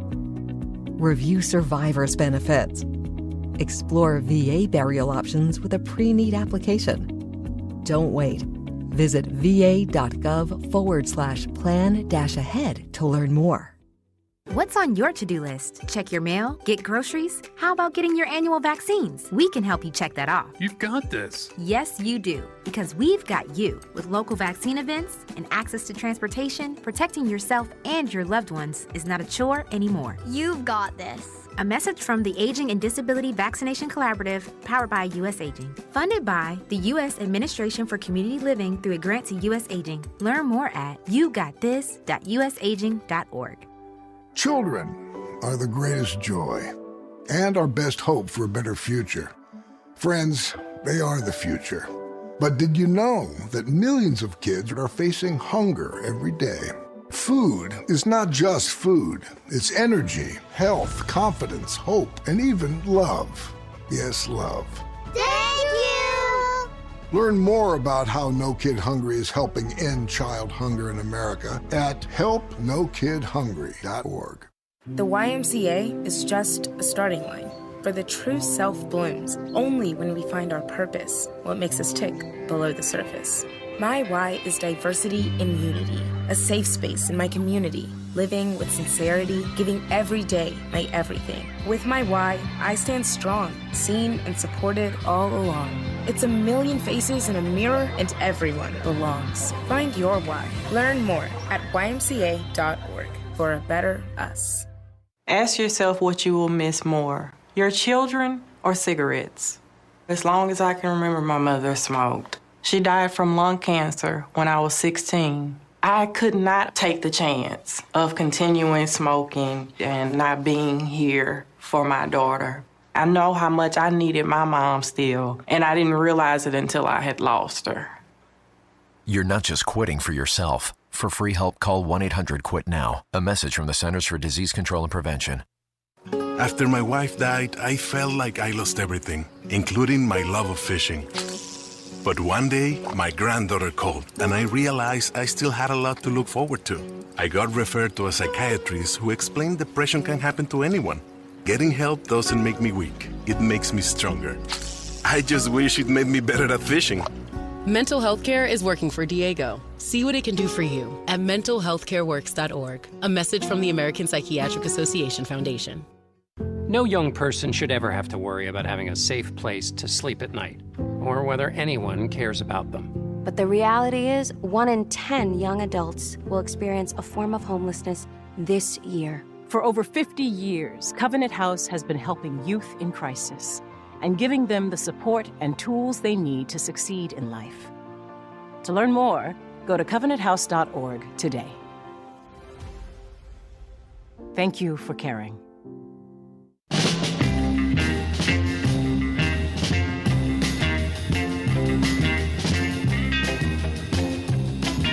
Folks, we're late. We got to get out of here. Stay tuned for the news and sports line. I'm Dave Weekley. I'll talk to you tomorrow. This is Metro News, the voice of West Virginia.